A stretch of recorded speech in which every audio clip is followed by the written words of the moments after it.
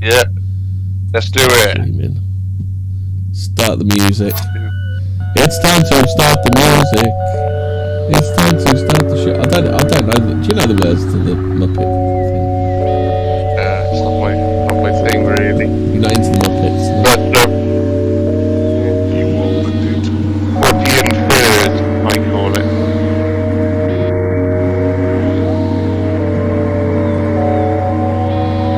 Yeah, we're live, alright, sounds good. Yeah. Let us know when the music is stopped, and then we can get talking. Can you hear the music or Not really. not? It should be playing. A little bit, but I'm not going to turn.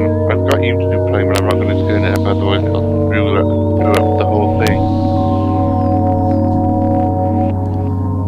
Dave Wilson is in the chat. Good evening and welcome to another Fortean Words.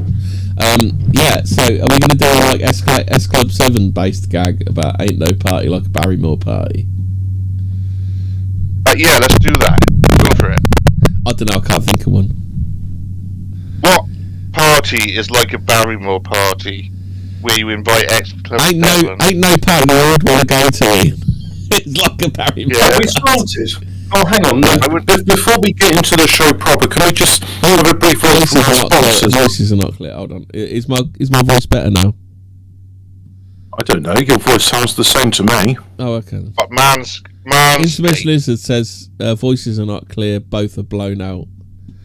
Blown out Use like His voices are blown out. blown out like Stuart Lubbock's rear end.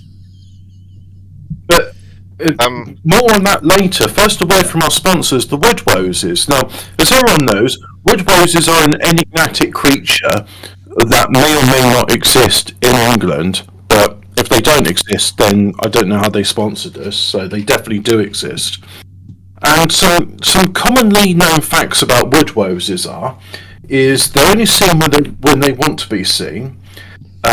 They leave a slight smell of camphor in the land, and when they've been passed, and I think Ian knew something about them as well. But yeah, they've been known to throw their species around as well, so it passes by. Yeah, like so monkeys in the zoo do, and pleasure themselves while people are watching. So if you see like some feces smeared against a tree, and you lean in and sniff it and go, "Oh yeah, that smells like camphor," you may be near a Woodwose's den. Like Lister's guitar was made of camphor wood, wasn't it? Oh, it was. That must have been really expensive. Hobbit, can you check? And also another word from Yeah, I just have a listen to the feed and see what we're like. yeah, I don't know. I remember we were talking for about half an hour the one time and we weren't live. We covered some good stuff. Yeah, It was all okay. wasted. So Ian's voice, it clips even more than Ian's. That'll be. I don't know why Ian's is clipping. Isn't it nice how Windows goes, "Oh, your sound settings, they've been the same since last time. I'll just go and change that for you." Yeah. We'll just do whatever. It'll be fine. Right, mine's not coming through very good. No, you're coming through loud and clear, but the problem is we're all too loud and it's clipping. It's clipping. So shall I turn You're the speaking main an volume alien down a language. little What do you mean it's clipping? What I would try turn the main volume down. I'll have a listen to it now. How's that Alright sound now? I think you'll probably find it's quiet now. 1 2 testing 1 2. 1 2 testing. Yeah, 1 2. This testing is brought to you by With the Woodwoses. So just go a little bit into the red, don't you? My voice is clipping. Yeah. Do you want to try that now? Bloody hell. Right. 1 2 1 2. Talking of clipping though, a word from our other sponsor, Manscaped. So yeah, Yes. nice and tidy downstairs, but make sure you don't nick your ball. Yeah. That can be rather. Unfortunately, painful. with Manscaped, you won't do that. Unlike those rubbish JML razors, which will just give you cuts all over your scrotum. Yeah, you'll just have bits of toilet paper all over your scrotum. And nobody wants that. Yeah. It'll leave you red raw. That will. Mm. I don't bear thinking Like a about it, tomato. does it? It's bloody rubbish. Yeah. Okay, so we're not clipping anymore. Yeah, are we cool now? Yeah. Let's have a listen to us. Here with us, audience. I am still clipping a lot, so I'm going to turn my gain down. And what I'll do is, when I do a stream again, I'll turn it back up. So I'm just looking here, and I think I've turned myself up louder. Sound problem. We're getting bad feedback. You're below Ian now. It sounds like you're below Ian now to me. Yeah, because I've turned my volume way down because it's really clipping quite bad. Keep going up, keep going up. Oh, well, are you listening live while you're doing it then, Hobbit? Yeah, it's disorientating listening to myself and you. So, we know how we're sounding because this is bullshit, isn't it? If we're going to be, this is dead air. So, what's the feedback? Well, I think that this just goes to show, our show is brought to you by Woodwoses that smell faintly of camphor. Yeah, and they don't want you talking about them. Literally distorted audio, everything. No. Yeah. Don't trust the dastardly The Woodwoses don't want us talking about Michael Barrymore because the Woodwoses have been to a Barrymore party. What if the guy that was bummed to death was bummed to death by Woodwoses? Yeah, and then Michael Barrymore was the fall guy. And that's why Michael Barrymore didn't know anything about it. Yeah. I mean, who's gonna believe, like, oh yeah, guys, I murdered this boyfriend in death by sexual misadventure, or guys, there's these cryptozoological creatures called a woodwose. They came to my party and they bummed my boyfriend to death. Yeah. Just in case you didn't know as well, LBC presenter James O'Brien, he doesn't like Brexit. All right? Just hear that out. Oh, thanks for that. I've always wondered about his opinion on Brexit, but we never get an answer about it, do we? He never goes on about it, does he? So he doesn't like Brexit, James O'Brien, even though it was almost 10 years ago and he could have moved on by now. Yeah. So, how's the sound problem? Because we got to get on with this, haven't we? We were wasting time. We're all right now, Hobbit. Right, let's have a listen to ourselves. Yeah. No, Ian's still clipping. Hemi sounds all right. Shall I reboot? And I'm still clipping. No, because you sound fine to me. I don't know how you sound fine to me. You're coming out of my computer, and yet you're clipping. Yeah, and yet somehow on the YouTube, it's really like distorted. Yeah, like the gain's way too high. Right there. I turn my sound up. No, everything should be normal. Nothing's going into the red. Nothing's going into the red on sound meter. Yeah. I don't know why it's doing it. I can't say. It's just all I'm going to assume is just Windows is fucking with your levels again. Good old. I assume OBS when you got like the OBS meter in there, it's all going in yellows and greens. Yeah, it's barely going into the red. I've turned it right. I've taken about 3/4 off the volume or OBS. I'm not going into the red. You guys aren't going into the red. I don't know what's going on. Have you tried hitting your computers? Very good idea. No, I'm not a savage. No, I'm not going to do you're that. well into the yellow. You're like well into the yellow, not going anywhere near the red when you talk, Hobbit. I don't get it because you're all right, but me and Ian were really clipping bad. I don't know. I can't the weird explain thing it about that is you sound loud and clear to me. Then that's what I wonder with as well, because if you're hearing us fine, why would what's ever going to YouTube not be like this? Yeah. I'm drawing a blank, really. Yeah. I think the Woodwoses are just saying no, you're not doing it. You're not doing a show tonight, lads. Oh well, Michael Barrymore. Did he bum someone to death? Jury's still out on that one.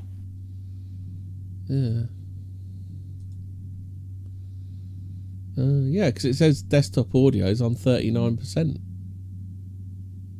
volume. Very strange. Very, very strange. Yeah. Might come in through better. Yeah, that sounds better. I mean, is you it? sound fine to me.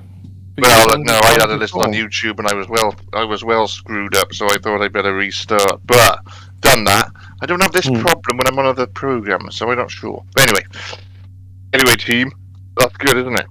Well, we'll just not have to mention our sponsors ever again. Yeah, it's too late. But done that.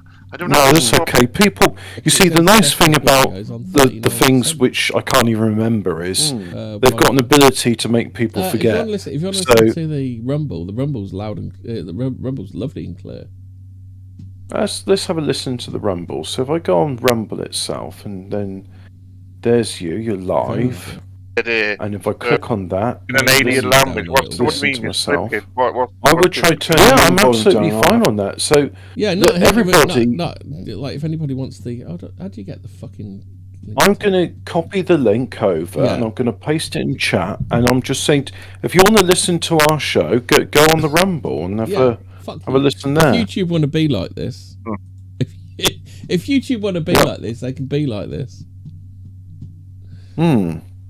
Yeah. Think of is that's coming through the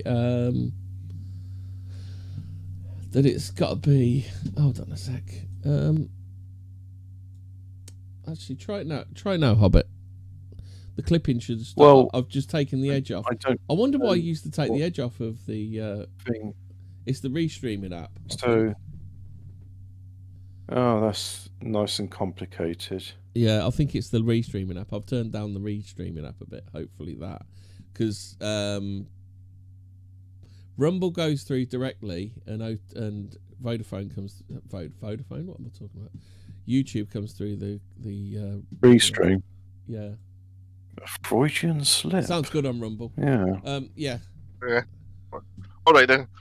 In that case, we can advise the viewers. I think I've figured it out. I think I've cleaned it all up. I think right. So, yeah. Michael Barrymore. Who's he then? What did he do, and why did he not go to prison? He cool guy. Michael Barrymore. YouTube no, I don't. Now. Yeah, it was the restream app. I figured it out. So Hobbit, you can go to Massively Overdriven again if you want. I can't be bothered adjusting the gain again. Okay. But people can hear me, can't they? I mean, I can hear you. You can hear me. Yeah. Well, okay. We can do a bit of background into Barrymore. Then I put the link into the Discord chat for us there. If you want to do a bit on there, shall I kick us off, and then we can. Okay then. Okay. Barrymore. How do you pronounce his middle name? Michael Sierran Parker is his real name. I think it's Kieran, maybe. Kieran, yeah, Kieran. I'll give you that one. Maybe it's Irish, perhaps, something like that. Born 4th of May 1952, known by his stage name, Michael Barrymore is an English comedian, influencer, and television presenter of game shows and light entertainment programs on British TV. When they say influencer, does he mean like he has a direct influence on the diameter of people's anuses? He probably does, but I think we legally have to say that that's conjecture, Hobbit, but it could possibly be the case. He would have done the research, but the thing is, because no TV company were touching with a barge pole these days, he's had to become an influencer. Yeah, because that's the only way he can do broadcasting. So anyway, yeah, he was on there. His programs include Strike It Lucky, My Kind of People, My Kind of Music, Kids Say the Funniest Things, which is a disgusting program, and his very own show, Barrymore. In 1993, he headlined the Royal Variety performance. At his peak, Barrymore was voted the UK's favourite television star several times and became one of the highest paid stars on TV from the mid-80s to the late 90s. Barrymore subsequently appeared on Celebrity Big Brother and other shows, including The Friday Night Project, Graham Norton's Bigger Picture, This Morning, Sharon Osbourne Show, and The Saturday Night Show. He starred in Bob Martin from 2000 to 2001. I don't know what the fuck that is. The comedy drama in which that's not got Martin Clunes in it. I think that's about all I know about. No, that's Doc Martin. This is something called Bob Martin. The comedy drama in which he played the title role of a failing television game show host. So that's a bit ironic. Barrymore's television career effectively ended after the death of Stuart Lubbock in so 2001. Bob Martin is a Hollywood. British television drama comedy, bears significant resemblance to the Larry Sanders Show. Michael Barrymore, Keith Allen and Dennis Lawson are its principal actors. It was made... Keith Allen, he's shit as well, isn't he? Yeah, Keith Allen. His fucking daughter's crap, isn't she? He's a slag. Yeah, and he's an arsehole. Yeah. What was he doing? Vindaloo, wasn't it? That was his song. Yeah, Vindaloo. So anyway, bloody blah. Born in Bermondsey in 1952, he lived in the Dickens estate, appropriate for the first 18 years. His father left him when he was 11, and they never saw each other again. Barrymore and his siblings were raised. Smokes and never came back. Yeah, Barrymore and his siblings were raised in the Roman Catholic faith of their Irish mother, Margaret. So there we go. That was his early Poor old life. Peg. Poor old Peg. Good job. Good. I hope she never lived to see what her son allegedly got up to. Yeah, she had a heart of gold though. Old Peggy, old Peggy Barrymore, number 52. Peggy Parker. Peggy Parker. Oh yeah, that's right. That was her name. She'd always be dancing. She'd always be showing her bloomers at East End knees up. So, heart of gold she was. Barrymore loved his mum. Yeah. Anyway, they all did in the East End. They all did. The Crays loved their mum, didn't they? Yeah, they loved their mum. Yeah. Right, anyway, okay. So, early career. Barrymore spent his early career working as a redcoat at Butlins holiday camps, and then in the West End theatre shows of London, where he met dancer Cheryl Coughlin in 1974. They married 1976, so he married a woman. Cheryl as his manager and the mastermind behind Barrymore's rise to fame. He first won a 1975 edition of New Faces. Do you remember New Faces? Like, came out of New Faces, like Lenny Henry. So what a disaster of a show that was, weren't it? New Faces. I think they all did in those days. Do you remember in the 80s when Nina Mishkal was a proper bitch to everybody on there? Do you remember that? Yeah. Remember garlic bread? Garlic bread. What were all that about? Garlic bread? Hobbit? Do you remember things which you represent to other people? Do you remember the time when you tried to use the last bit of bog roll, but Woodrow stole it? Do you remember that? Yeah. And white dog shit. What happened to white dog shit? Huh? But anyway. So famous winners and contestants. Road tax. What's that all about? Do you remember paying road tax? Joe Pasquale. We've got new faces to thank for Joe Pasquale. Roy Walker. Is he the guy who just I can see it, but it's not squeaky right. voice. You remember Roy Walker? Roy Walker was New Faces, but he was like, I thought he was busy on like catchphrase, not catchphrase. Catchphrase. He didn't come out of school and immediately get the catchphrase job. Why not? He came out of school, did the clubs, did the New Faces, got famous, and then he got the catchphrase job. Yeah. He worked his way up, didn't he? The Chuckle Brothers. To me, to you, to me, to you. Victoria good. Wood. Roy, she used to sing the piano, didn't she? Funny songs on the piano. Here's one for the kids, Ian. Roger DeCourcy and Nookie Bear. Yeah. Mick Who Miller. was a sort of more of a... Do you remember Mick? These are all like old school comedians, aren't they? Mick Miller. He's still alive, Mick Miller, with his sort of bald head and long bits in the side. Yeah. Les Dennis, Shawaddy Waddy. Les Dennis and his one impression. Jim Davidson. Fucking hell, Billy Pearce. Do you remember Billy Pearce? Was he the one that used to do, chase me? Was that Billy Pearce? No, that was Duncan Norvell. I saw him.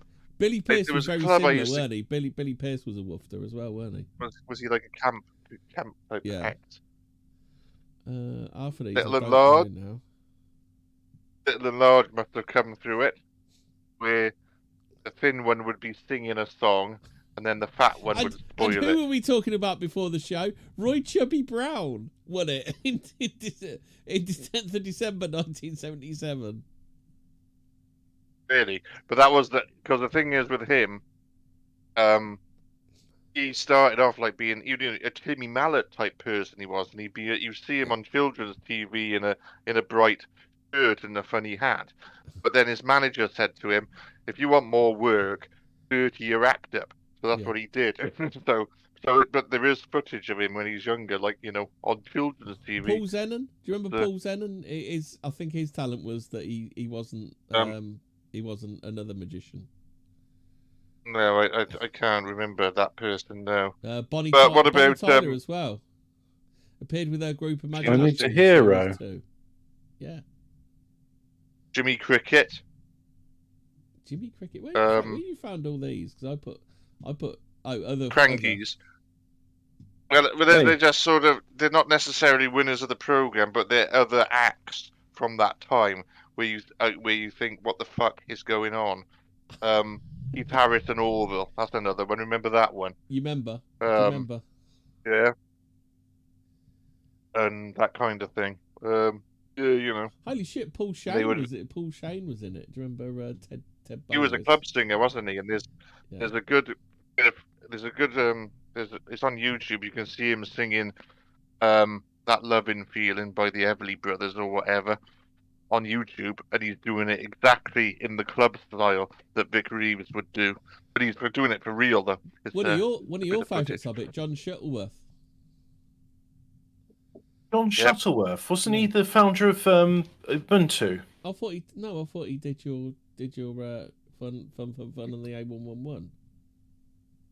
Oh yeah, him. Yeah, I like him. Did you know John Shuttleworth's a comedy character? It's actually an actor called Graham Fellows. Yeah, because I was going to say previously to that, he did a song called "Gordon is a Moron." Oh yeah. Yeah. Gordon is a moron. Gordon. That was a comedy song. Yeah. Yeah.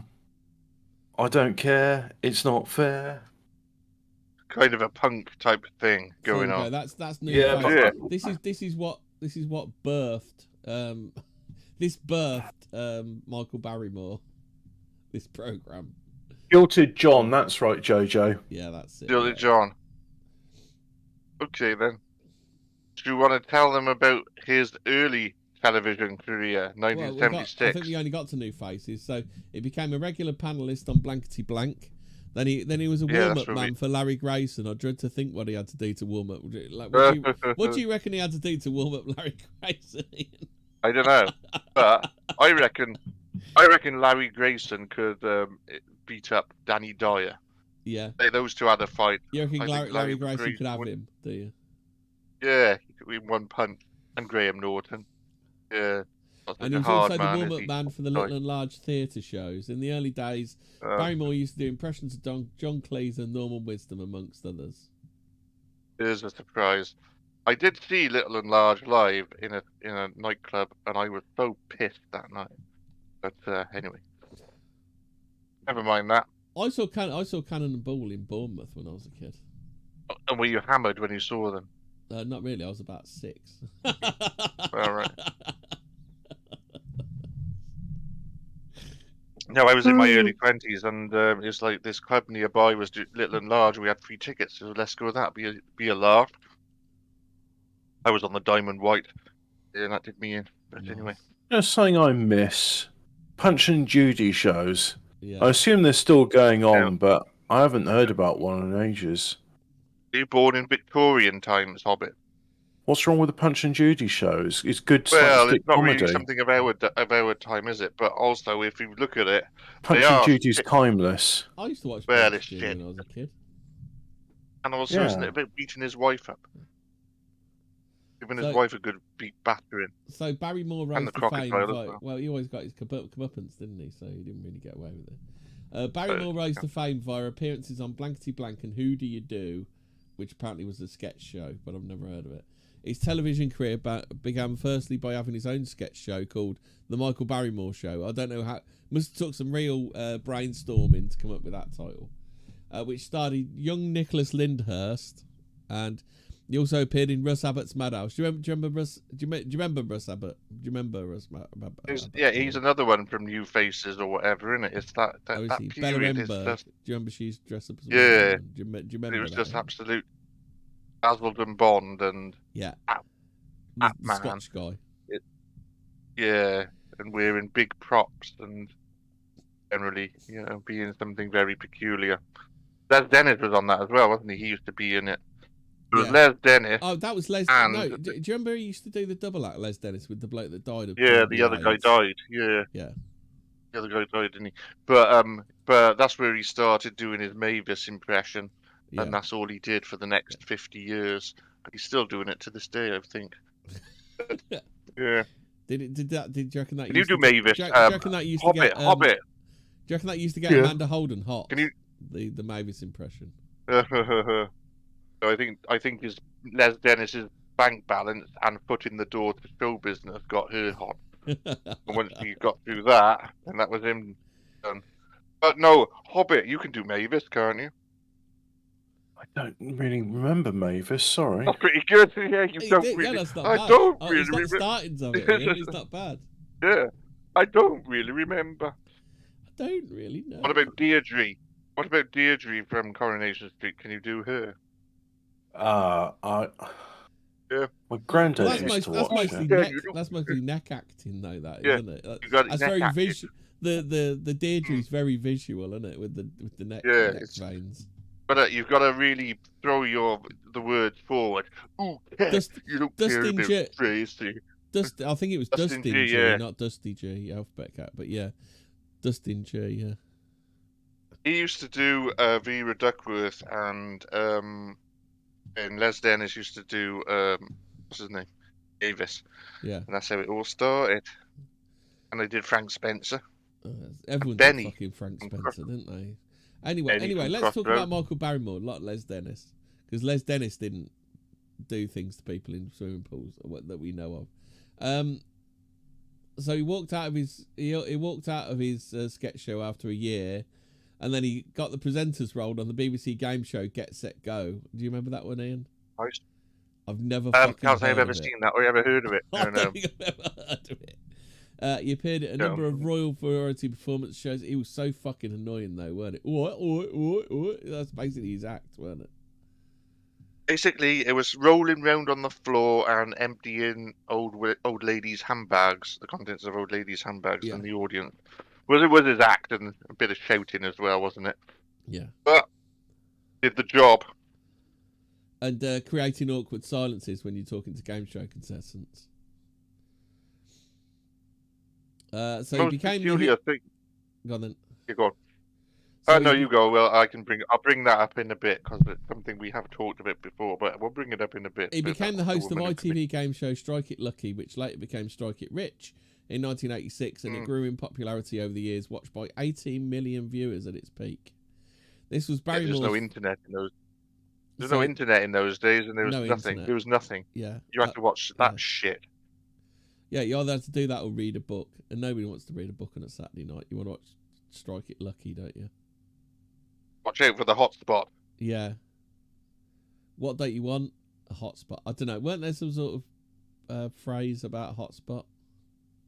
Well, what you would have to do, you would have screens going across, and if you got the question right, you had to press the button, and a prize would come up. Sometimes they'd be quite good. Yeah. Other times they wouldn't be quite good. It might be a holiday, or it might be something like roller Barrymore's pool. And nobody wanted to win that one, did they? Well, the thing is, and then you had to decide whether you wanted to proceed. But the thing is, if you had a hotspot, then you would lose the prizes. Yeah. So it was your decision. If you wanted to stop, you could keep your whatever you would win, whatever, something like that. Anyway, but couldn't and then you had a star prize. I don't know. Weren't there like a choice of 3? I'm not sure, to be honest. I can't remember. It was complete rubbish. Yeah, and I it was just drivel.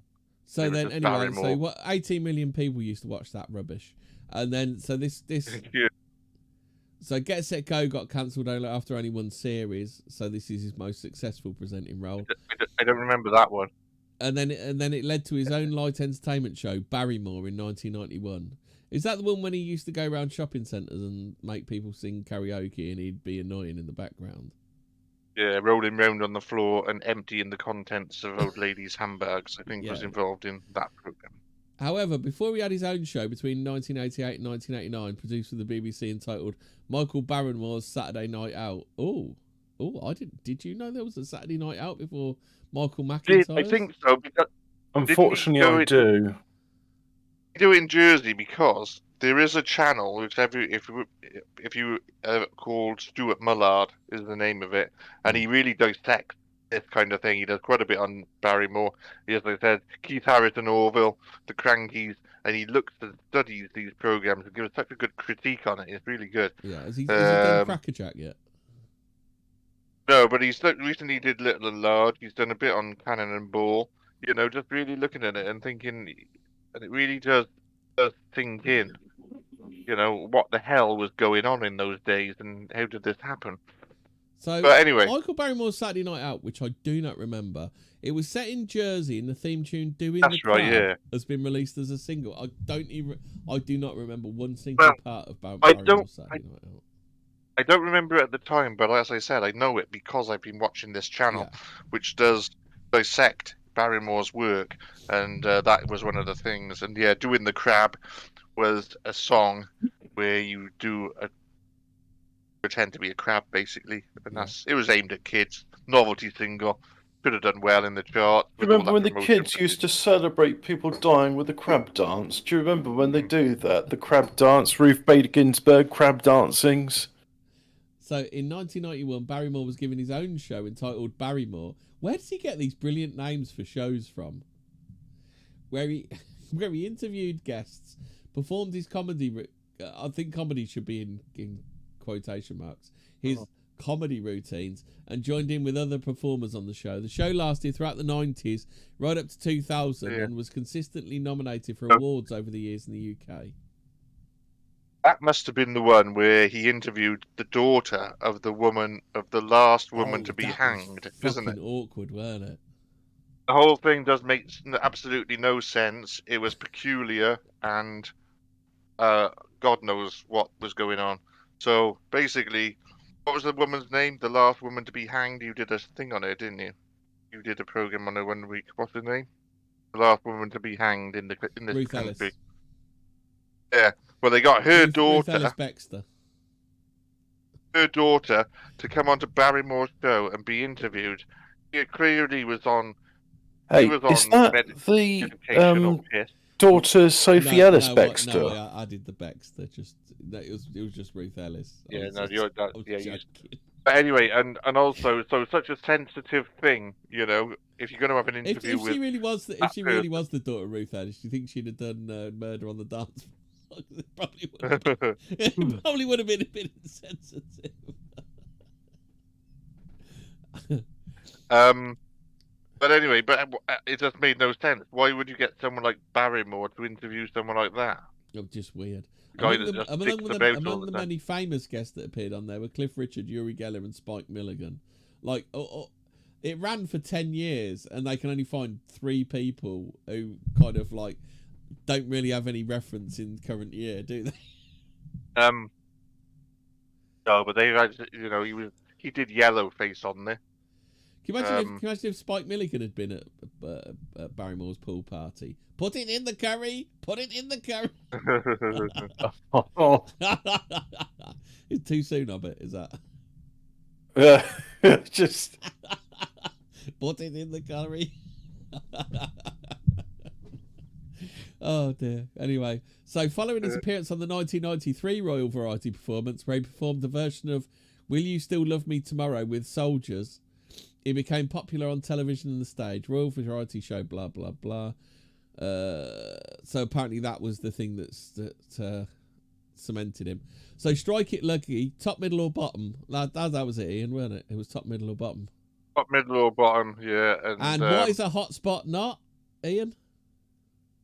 A good spot. you remember. So he did a game show with top, middle or bottom, but didn't what's his name? Bruce Forsyth do higher or lower? No, right. So Strike It Lucky. You've obviously never watched You're it. thinking of playing cards right. So Strike It Lucky. Imagine you've got 3 rows of monitors going from left to right on the screen. So how many monitors was it? Was it 10, 15 screens? Was it, Ian? Something like that? Yeah, there was about. I think there was. It was like 4 or. Yeah, it was about 10, wasn't it? Yeah, you I had think like about 10 steps in the middle, didn't you? Yeah. You know, it was a halfway point. So there's 10 of those. So what you have, top, middle, or bottom. So you got to collect prizes and not get a hotspot. So when you have a hotspot, that's it. It's game over. You lose everything. So you can either stick or twist. Unless you bank the prizes before, because what you could do is, say, I don't want to proceed. If you had some good prizes, you could then keep the prizes. Whereas if you were greedy, then they go. I've had a lovely time, because that's what they all say. I've had a lovely time. But that's bullseye. No, you're thinking of bullseye now. Oh, is it? It was a lovely time. Yeah. Let's have a look at Bully Special Prize. Yeah. Bully Special Prize. Oh, look, it's a murderer on Bullseye. Do you remember the Bullseye murderer, Ian? No, I don't remember the Bullseye. Was there a murderer on Bullseye? They actually had a murderer on Bullseye. I'm unaware of this. I don't know. I remember a paedophile one. Whether we did. Should we do a sidebar into the Bullseye murderer? Seems we're talking about light entertainment. Hold on. Because they literally call him the Bullseye murderer. Well, Stuart Lubbock was murdered because he was hitting the bullseye, wasn't he, repeatedly? John William Cooper is also known as the Bullseye Killer. He was a Welsh serial killer, so he was roaming around Pembrokeshire, murdering people on farms and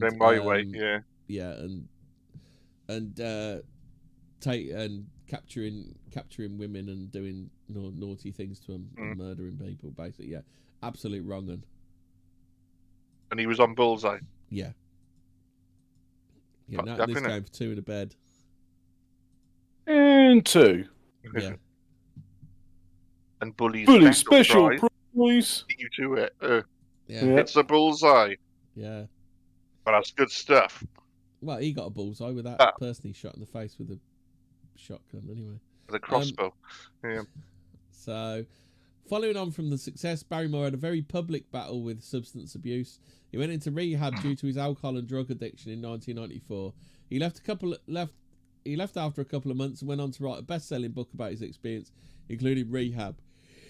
He also went on a stage tour called Back in Business in 1994.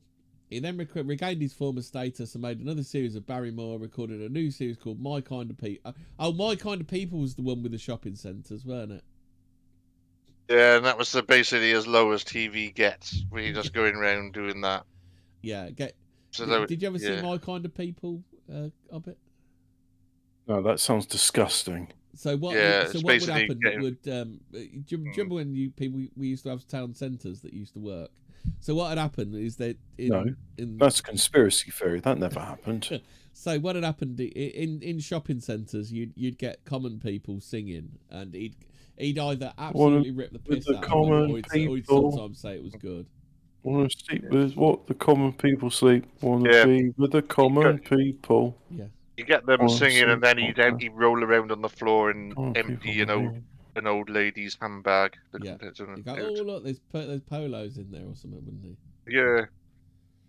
There's a tissue. Oh, look at this old lady. Did you know he came out as gay on the 19th of August, 1995? That's very gay to come out as gay. That's immature, that is. So what if he's gay? It's not a problem. That's fine by me. Well, then his wife had a bit of a problem with it, didn't she?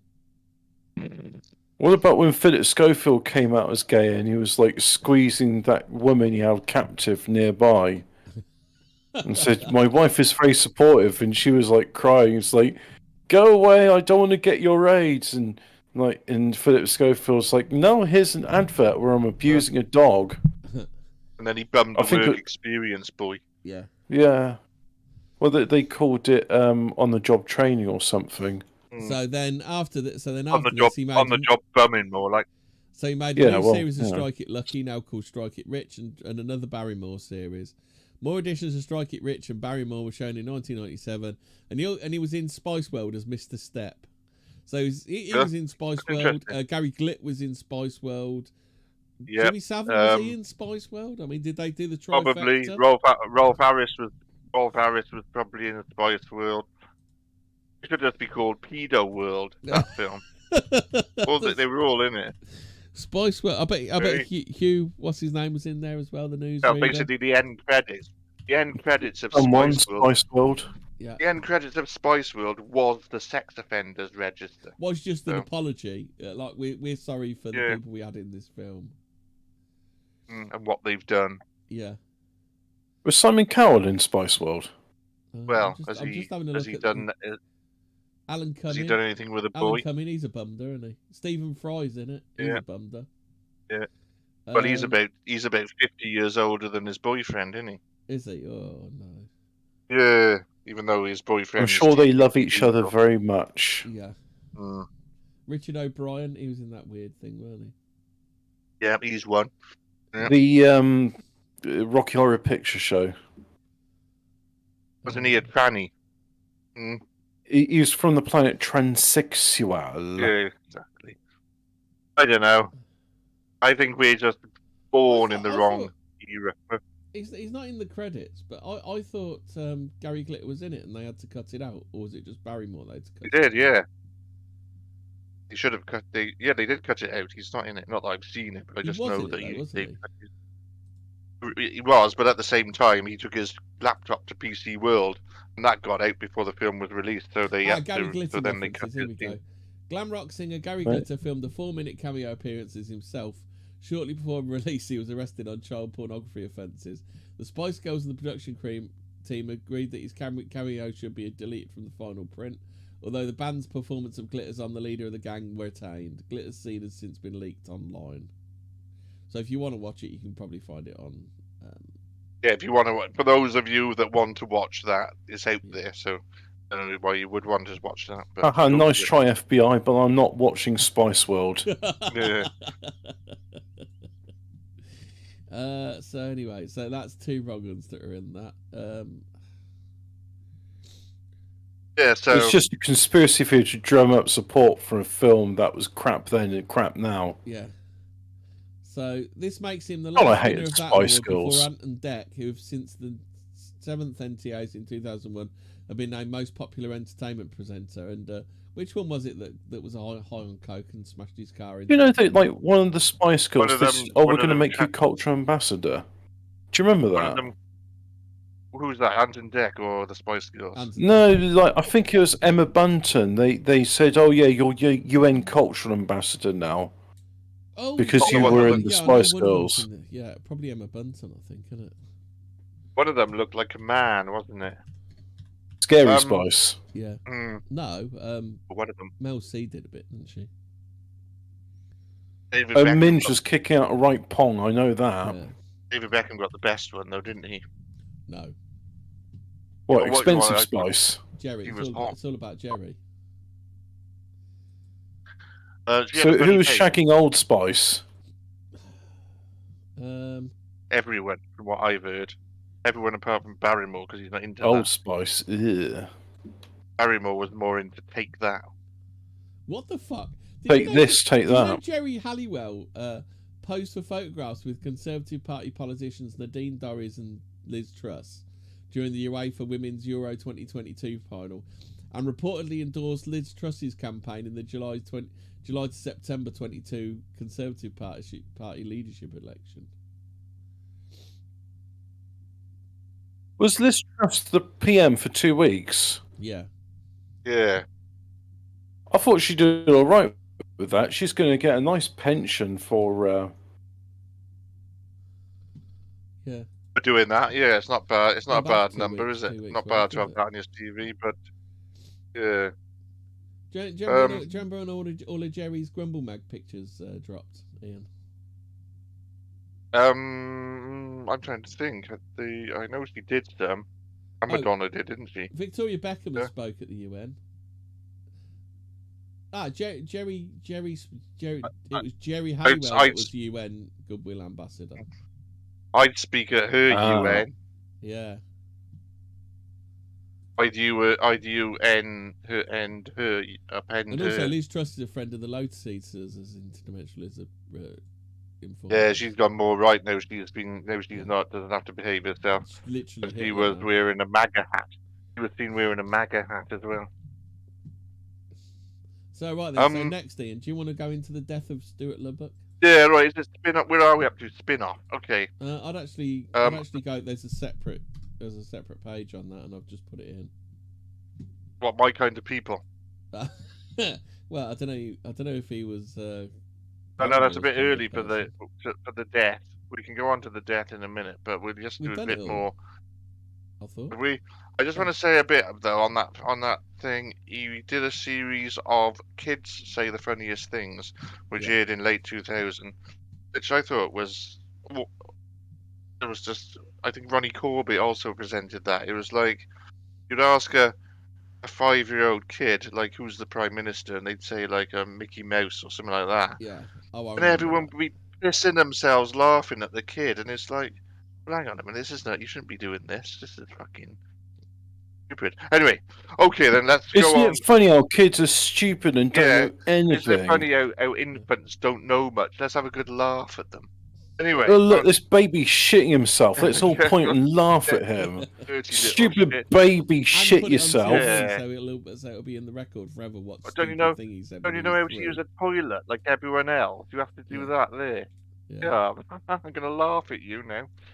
Anyway, not everyone thinks you're Indian. Stupid baby wants some curry, and then they're just feeding really spicy curry to the baby. I mean, that's cruelty. It's all fucked up. But okay, let's move on to the money shot of this presentation. Oh dear, isn't it? The party, isn't it? That's what we're here for. We want to know about the real, the real pull thermometer part of it. Yeah. I heard there was like what's that thing which is the end of the stairs? No, it was actually a pull thermometer that was a similar shape. You mean right. A table leg, I think, is what they thought it was, didn't they? Yeah.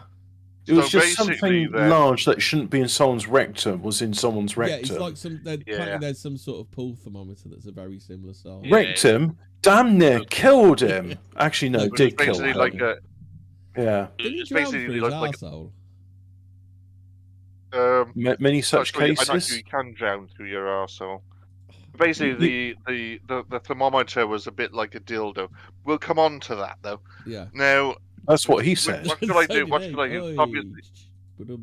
Now what we're looking at two things. Are we going to get another strongly worded complaint from the bloke who didn't like our Fred West episode? Well, basically, I couldn't give a shit about that bloke, and also there was another complaint. There was another complaint we've had recently, which I can't remember, and I'll dig it out. I thought maybe I sent it to you. I can't remember. There was another complaint, but we had the Apple review, didn't we? Of it, where he said like it. Great show, but it'd be nice if they did some research. I just here at Fortean Words we treat everything with the care and sensitivity that the public demands. You know, we Before we continue, I'm looking at two things here. So we're looking at the party bit, on the Barrymore page, or we've got the death of Stuart Lubbock, where it goes into a bit of background. The death of Stuart Lubbock, because that'll be that in. Yeah, because that gives a bit of background into him. It was all right. We got plenty of time anyway. Yeah. All right then. Because obviously we don't want the victims to be forgotten, do you? No, exactly. At least that's what everyone else says on murder podcasts, anyway. Even though they just talk about the murder. Yeah, you got to be respectful. Yeah. So Stuart Lubbock, 1st of October '69. That's a coincidence, isn't it? He was born in '69. Yeah. He died having a 69, and with a pool thermometer. He died doing what he loved. Yeah, with the pool thermometer. Well, apparently he wasn't that way, was he? No, he was just so pissed he didn't know what he was doing, and then he got taken advantage of. And he died 31st of March 2001. English meat. He was a meat factory worker. Yeah, we all know what sort of meat that he factored. Yes. And he died under suspicious circumstances. As the Americans say, Craig Wilson's come up with the correct English for it. It's called a newel post, Hobbit. A new post, exactly. Yes. As the Americans would call it, he worked in the meat packing plant. Yes. Yeah. But he was Not a the fudge packer. Plant. That was next door. No, I meat packers. and that's going to be another complaint. Yeah. No. Why does everyone got to complain about our show? You know, we're trying to do something entertaining for our audience, and people are like, but I don't like that. Yeah, there is a line though. You need a bit of levity, otherwise, you start crying. But I don't like that. Well, I've got to behave myself a bit because I have been on other programs, and they like having me, but I can't do this on there. But anyway, nobody watches this program anyway, Ian. So I think you're safe on that. Yeah. Nobody even knows we exist, so you're all right on that score. All right then. You're fine here, mate. Yeah. Anyway, okay. There's a Stuart Lovett died under suspicious circumstances at the home of television personality Michael Barrymore on the 31st of March 2001. Is emptying out old ladies' handbags and rolling around on the floor? Is that a personality, Ian? Well, that's just his act, isn't it? He did well he was doing well out of that up until this. Yeah. It's his own fault, you know. Anyway, Barrymore and two others present, James Fritters and Simon Shaw, reported finding Lubbock unconscious in the swimming pool of Barrymore's home in Roydon, Essex, early in the morning. He was subsequently discovered by examining pathologists who have suffered serious anal injuries, traces of ecstasy, cocaine, and alcohol in his blood. What would ecstasy, cocaine, and alcohol do to you? I'm not sure. I'm getting a feeling it would be 5 times the survivable dose. I'm sure one of those weird esoteric things. Yeah. But this is chemsex. We're talking chemsex here, aren't we, Hobbit? It does sound like chemicals are involved. Chemsex, so this is where we're coming from. If you want to know more about chemsex, read Pink News. They have plenty of in-depth articles on it. Yeah. Or email Hobbit on this address, hobbit@gmail.com, and he'll tell you all about it. Yeah. Yes. I don't know. Barrymore's television going to get an email, and he's going to be confused. Or if you really want to know about it, Craig Charles, he's the man. Yeah. He's ended up wanking in the back of a taxi as a result of it. Yeah. So, Barrymore's television career effectively ended as a result of the police investigation and legal action around the case. Just fucking bigots, aren't they? Yeah. According to BBC News, neighbours described Stuart Lubbock as a pleasant, sociable man who lived with his father, Terry, and brother Kevin. Did the newsreader read out this, did he? I'm not sure. Oh, yeah, he's another one. Yeah. He's another one. He was in Spice World, wasn't he, as well? Probably. Probably on the TV reading news out on Spice World. Right? And various members of the Catholic Church were in Spice World. Yeah. So, anyway, he lived in a terraced house in Harlow, Essex. At the time of his death, Lubbock had 2 daughters, aged 4 and 1, who were being brought up by his former partner, who he left months earlier. Lubbock, a wholesale butcher supervisor, had visited the Roydon home of the television personality Michael Barrymore after meeting him in the Millennium nightclub. So, oh dear. Yeah. Is that a nightclub for shirtlifters? Is it? No, it's just for anyone really. It's quite open there. If you want cock, you can get that there, or if you just want to. Is it open like the anus of Michael Barrymore, Probably Esquire? No, not that open. It's not, that's really open. Yeah. September 2002 inquest reached an open verdict. Coroner Caroline Beasley Murray said, "None of these witnesses who were party guests for 3 hours have given to this court an explanation about how Stuart Lubbock, a previously fit 31-year-old, could be found floating in a swimming pool at the premises with a significant level of alcohol and drugs in his system and have serious anal injuries." The Millennium nightclub's still open. After that happened, after someone had been there. When you want to go to a party around Barrymore's place, that's the place to go. Watch out, Barrymore's about. Watch out, Barrymore's about. Don't quite get it, obviously. Because Michael Barrymore's about. I liked him in that show before YouTube. Do you remember when people would send their clips in for 250 quid? That was Beatles about, isn't it? Yeah, I found an article with a timeline in it. Looks a bit dingy, that, isn't it? It ain't the greatest. Yeah, go for the timeline. Let's do. Has it got the actual what was done to I've got an to who when? Here, so if I save that image, we've got photos of the anus, the damage that was done. It's a Viv, so I don't know if this is going to work or not. I fucking hate Avivs. Oh, a Fifis. No, it's an Aviv. Can you not just read it? Yeah, I can read it. I was just trying to show it to the listeners, but all right, okay, show it to the viewers. So March 30th, 2001, Barrymore and his partner start the evening in an Indian restaurant in Broxbourne. Oh dear, all that spicy food, that's not good, is it? March 31st, 1 a.m. They go to the Millennium nightclub in Harlow, Essex. 2:30 a.m. Revellers go back to Barrymore's house and get into the hot tub. In the hot tub. Is that that's a chef's song? Sex. That's a chef's song, isn't it? The hot tub. In the hot tub. Does it tell you who the revellers were, though? No. Or does it say revellers? Does it name? Roughly 5 a.m. Barrymore sees Stuart lying lifeless in the pool. 5:46 a.m. Barrymore flees the scene after making a phone call to 999. 8:23 a.m. Stuart Lubbock is declared dead at Princess Alexandra Hospital. So that's the rough timeline. That's what happened. It's got a touch of O.J. Simpson about this, isn't it? With Barrymore legs it. Oh, so there's some more on this graphic. So missing evidence: pool thermometer and shed handle disappear from the crime scene.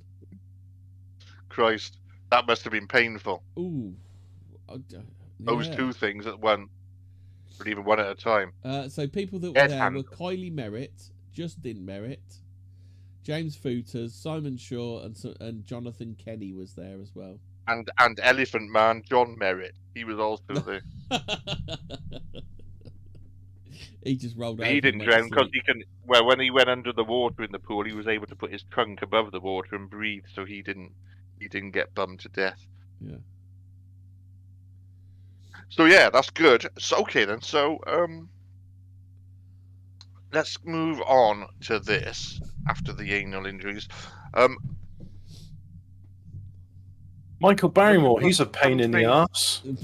But remember, Stuart Lubbock is a lot more than just an anal injury. There is a man attached to the anal injury, and we don't want to forget that. Okay. The man that niffed the anal injury. Yes. Initial investigation dropped. Michael Heath, the pathologist at Lubbock's post-mortem, concluded that he had drowned accidentally. The other pathologist who examined the body said that the marks on Lubbock's forehead suggested he might have been asphyxiated. That's so that marks on his forehead say that he was asphyxiated. Well, you're getting into Hutchins territory here, aren't you? No. Hey. Yeah, but he hadn't been found on the back of the door. Hey, Hobbit. Bit of the old strangle myself wang. Anyway, none of the pathologists claimed that this was the cause of death, and the mark could have been caused by extensive resuscitation attempts. What? So you noticed someone who's passed out? Oh, I think I'll punch them in the head then to revive them. What's the worst that could happen? Yeah. The whole thing's messed up. Anyway, in January 2006, Heath volunteered to stop working for the police after he was criticised from multiple occasions for having drawn conclusions contradictory to other pathologists. So basically, I think what they were saying was some of the police, and obviously this guy sounds much the same. They were a bit starstruck, weren't they? So well, yeah. Either that or they couldn't give a shit and wanted to get home early. Yeah. So, okay. 2006 developments. Private prosecution launched, later dismissed by judge. On the 11th of January 2006, Tony Bennett, wasn't he a singer? Love it. Isn't he like one of those croony singers? He was like a lounge singer, wasn't he? Yeah, wasn't he? My mum used to have a cassette of his, sort of a Frank Sinatra type thing going on. Do you remember when but anyway, he doesn't do that anymore. When your mum had cassettes, do you remember that? Do you? You remember cassettes? Who remember CD? Who remember donkey jackets with leather panel on back? Yeah. Who remember? This is quite a funny story that my mate told me. His kids asked him what a cassette was, what a audio cassette was, and he said it's like a little VHS. And then he realised he'd just dug himself a massive hole because he had to explain what a VHS was as well. Not as massive as the hole that Lubbock had dug in him with the thermometer. Yeah. Well, they were trying to take his temperature, see if he was still alive. Exactly. Wait, is he dead? We don't know. We better take his temperature with the thermometer. Jojo Gizmo's remind. Do you remember when people put tripwires in their staircases to get a funny video of Granny falling down the stairs? Yeah. Okay. So, anyways, in 2006, Tony Bennett, Lubbock family's solicitor, probably another one, issued an application in the Harlow Magistrates Court for Barrymore to be charged with 6 offences related to his actions on the morning of Lubbock's death. Bennett's firm attempted to serve the papers all over on this Barrymore. case. Then the police and the judiciary were all over this case. They wanted a quick result, did they? Well, they didn't get one, did they? And it's still going on today. Bennett's firm attempted to serve the papers on Barrymore whilst he was preparing to appear on Channel 4's Celebrity Big Brother, generating more headlines.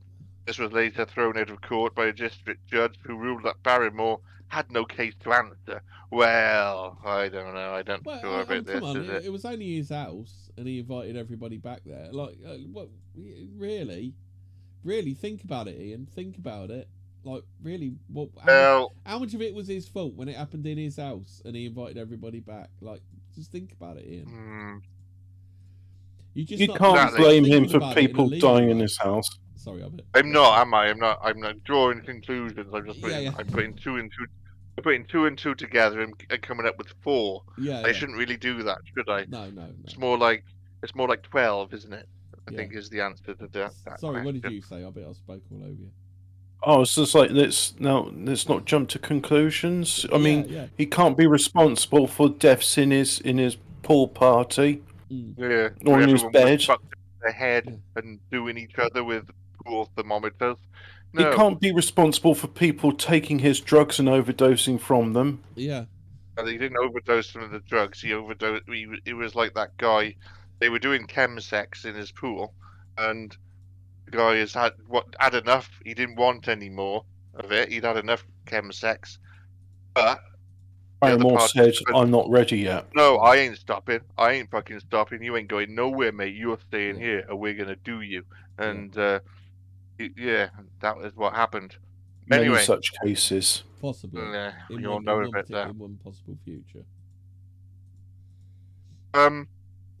Okay then. So, on the 10th of May, 2006, Kyle Merritt, a witness at the coroner's inquest, was arrested on suspicion of purgatory.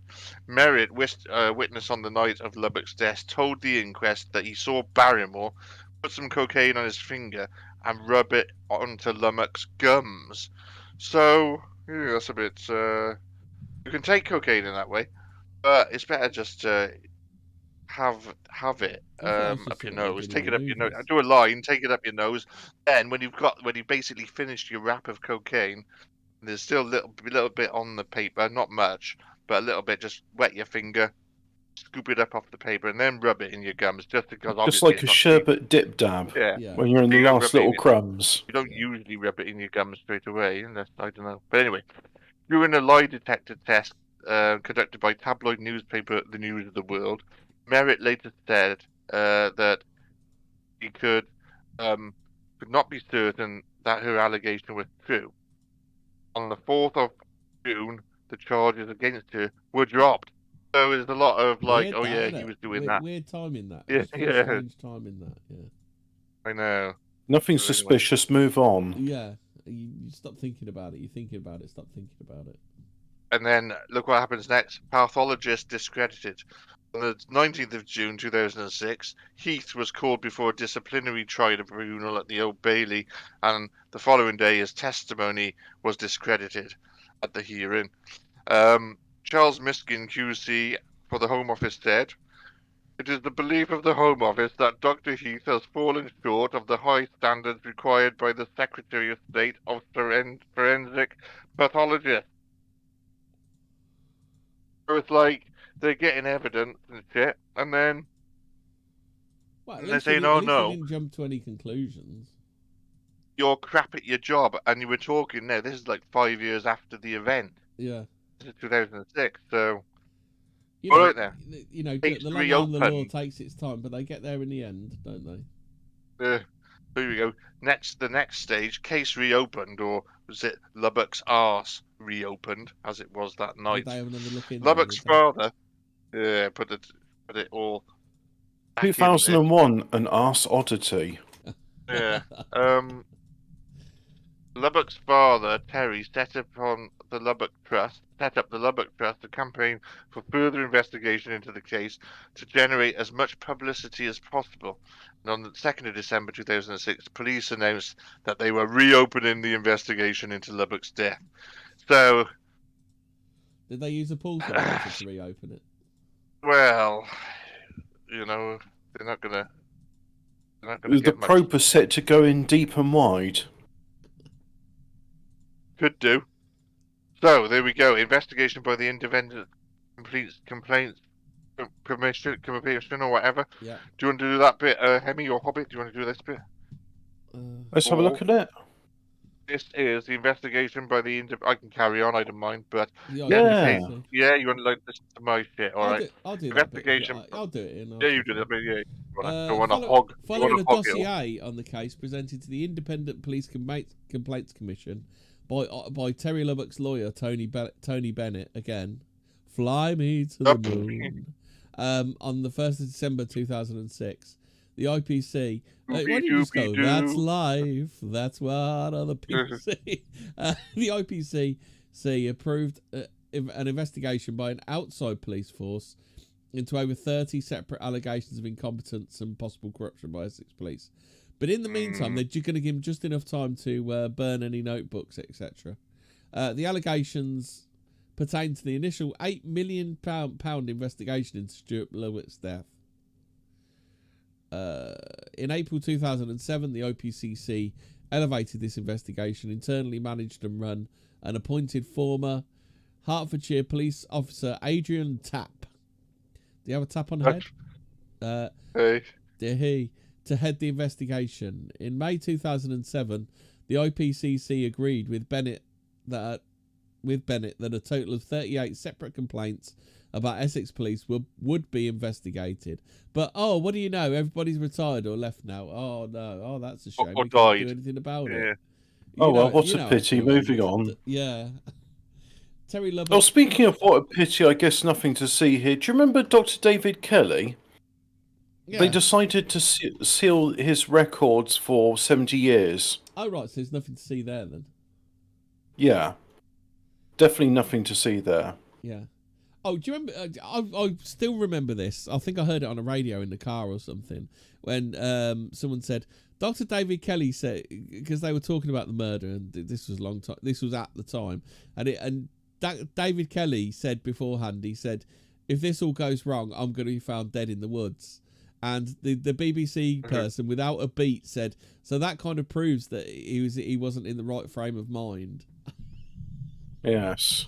Yeah, what is it with the BBC and having reports with... You should have said, I'll be found dead in the pool. Yeah. Would have got a chuckle. What is it with the BBC and coming up with these weird sort of like names of things? Because you did that thing earlier today, Hemi, with the what was his name? Phil Twocox. Feeling up two cocks. Something like that, weren't it? What was it? Yeah. But did he have two cocks? His name's Jimmy Twocox or Phil Twocox. Sort of gay rights or something, weren't he? Yeah. Rights for benders to fill two cocks in their bum. Yeah. I think Lubbock had that night. Lubbock had two cocks and a thermometer, didn't he? That's what did the damage. Yeah. No, and a partridge in a pear tree. It's a guy called Paul Twocock, and he's from Stonewall, the gay rights charity. Paul Twocock. Yeah. Yep. Paul Twocock. Paul Twocock. Yeah. Paul Twocock. Pull two cocks at the same time. Yeah. Yeah, that's it. See which one goes off first. Yeah, a race. Skiing. It's competitive stonewalling. Yeah. Mm. So poor old Terry Lubbock, bad. Stuart's father, died in 2021. A friend said he's died sad because he's died knowing that people never knew the truth about what happened. No, everybody knows the truth about what happened. It's just not brought to justice for it.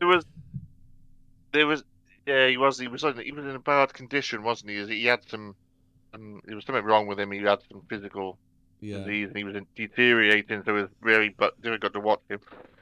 I think, there was a meeting though, wasn't there, between him and Barrymore? Oh, was there? Wasn't there? Yeah, where it was obviously a TV stunt, but him and Barrymore sort of got together, had a conversation about it, and it was, it was all done very nice and that. But afterwards, he said that was a load of bullshit, you know, and sadly, that was just for the TV. So someone said, sadly, he's died not knowing whether there'll be another inquest. The problem is, the further away from the actual event it gets, the harder it is to kind of the harder / easier it is to prove it, isn't it? Because there's less and less like proper fresh evidence, isn't there? Yeah. I wonder if that's intentional. Of course not, Hobbit. That's very conspiratorially minded of you. That's just me being cynical. Yeah. On the 14th of June 2007, 3 men were arrested in connection with Lubbock's death. Michael Barrymore was the one arrested on suspicion of murder. On 15th of June, Barrymore was released without charge after being questioned. Did you do it? Nah, I didn't do it. Do you want to see me roll around on the floor and empty your wallet on the floor? No, we're rather sick of that now, Michael. Those days are over. Yeah, fuck off. You running around like an idiot and doing a John Cleese walk or whatever. With your Australian hat with the corks on it. Fuck off. Yeah, the props which were too big for you. Yeah. Okay, yeah. Oh. So he was. So, obviously, remembering who the victim of this really is, in July 2015, Barrymore sued Essex police for damages to his reputation and career. If you want to know the real victim in this is obviously Michael Barrymore. Yeah, well, his ego was bruised more than Lubbock's highness. Yeah. Essex police subsequently acknowledged that Barrymore had been wrongfully arrested, although this was due to administrative errors, not to a lack of evidence. What the fuck does that mean? It's just the case that there was a guy dead in his swimming pool, and he went and fucked off, rather than hang around. Because that's the, it got off to a bad start. I know that wasn't really referenced a lot more than it should have been. Yeah. Is that a euphemism for, look, the judge signed this warrant and then we fucked up because we didn't realise Michael Barrymore's got some sort of protection where men can end up dead in his pool in suspicious circumstances and nothing will happen. Yeah, a license to kill. Obviously, Barrymore's got a license to kill. He must be like James Bond or something. In August 2017, the High Court in London ruled that Barrymore would be entitled to more than nominal damages against Essex police. This decision was overturned in 2019 by the Court of Appeal, which ruled that he would be entitled to only nominal damages. Essex police subsequently announced that Barrymore dropped his compensation claim and that no payments have been made to him. Thank fuck. Well, it makes you want to go and kill someone, doesn't it? And hack in on it. Well, I don't know. Only if you're famous, though, Ian. Like, if you're famous, just do what the fuck you like, mate. Who's going to stop you? Yeah. Exactly. As that politician said, the only thing that's going to stop me is a live boy or a dead being found in bed with a live boy or a dead girl. But it appears even being found with a dead boy in the swimming pool doesn't really lead to much anyway, does it? So there's a bit more to go. Do you want me to do that last bit there? Go on. Do you want to do Channel 4 documentary renewed appeal? Channel 4 documentary. Right, okay. So, on the 4th of February 2020, Essex Police offered a 20 grand reward for information leading to a conviction. God, well, it was Barrymore. Can I have my 20 grand? Cash reward. Hold on. I've got a funny story here. Craig Wilson knew a guy called Treblecock He got really upset if you called him Treblecock. He wanted you to pronounce it Treblico. Yeah. Yeah. And so maybe Two Cock isn't Two Cock. Yeah. Maybe it's Quack. Anyway. Okay. Oh yeah. By the way, the Dunblane inquiry's findings are sealed for 100 years. That's not bad. Mentioned in the chat. We'll finish it up, and then we can also discuss the Dunblane plus the Madeleine McCann thing on last night. Anyway, the cash reward funded by Essex Police and the charity Crime Spotters was in response to the new Channel 4 documentary. Because 20 years later, it's going to be fresh in everybody's minds, isn't it? Yes, it is. So this it was a reward in response to a new Channel 4 documentary. Yeah, because this Barrymore, dredged up again. Body in the Pool, which aired on the 6th of February 2020.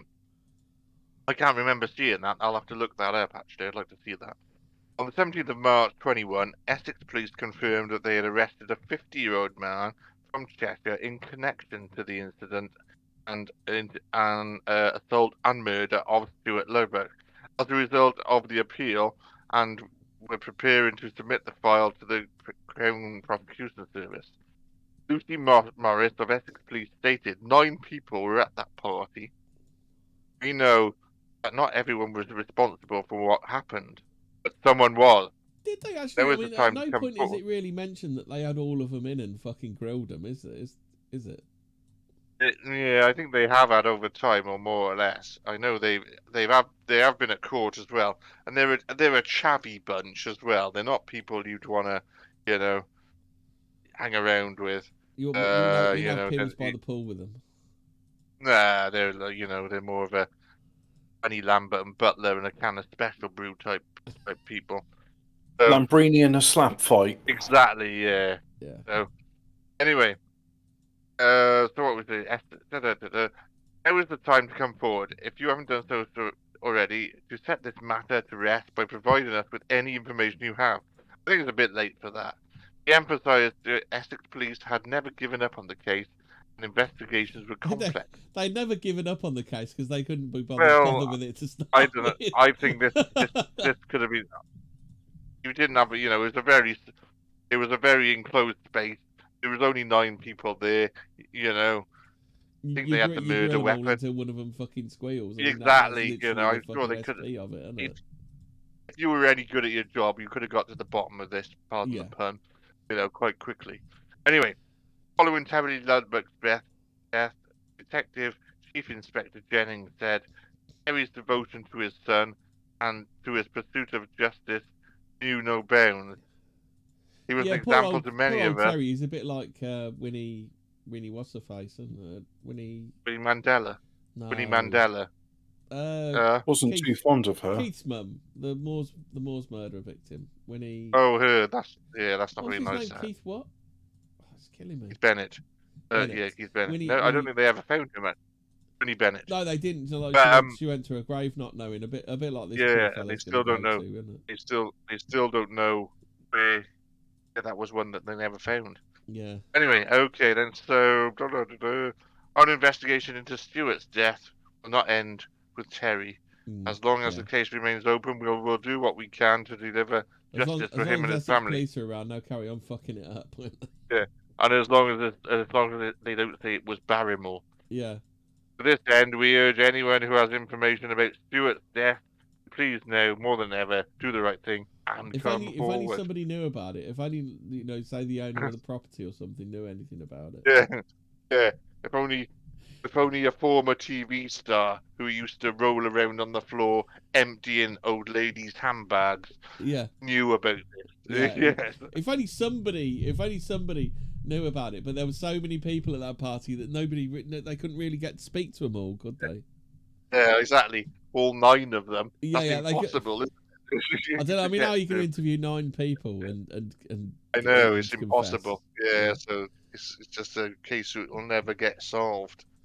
Just like the Mary Celeste, it's just one of those mysteries. One of those things, and it's such a wide area of investigation. They have to get to a fucking 10-foot by 3-foot swimming pool. Yeah. Yes. And a bungalow, not even a house, a bungalow. Yeah, they didn't even have to go upstairs. So just sterling work from Essex Police there. Oh. But that's because I think they said what I said earlier on the Channel 4 documentary. They think what it was the police got a bit starstruck because he was like a big name at the time. You think they did that when they were interviewing Jimmy Savile and they were like really embarrassed? Have you ever read the transcript of the Jimmy Savile interview? Yeah, he's just in there laughing and fucking joking, isn't he? Well, no, there is a recording of when he was. I think it was 2009. He was interviewed by 2 women police officers, and he is getting a bit pissed off with them and getting a bit angry. You can tell. But obviously, the end it doesn't go anywhere. It finishes off. But I don't think it's if that's the case, if the police are getting starstruck, the best copper to get in then is the one that arrested George Michael in the toilet in America. But he clearly wasn't starstruck. Yeah. He was struck by something else, wasn't he? Yeah. AIDS? George Michael's hot load. Yeah. That's what he was doing. yeah. Looking at him. Jerking it. And doing that. Oh. Christ almighty. Just rubbing one out. In public.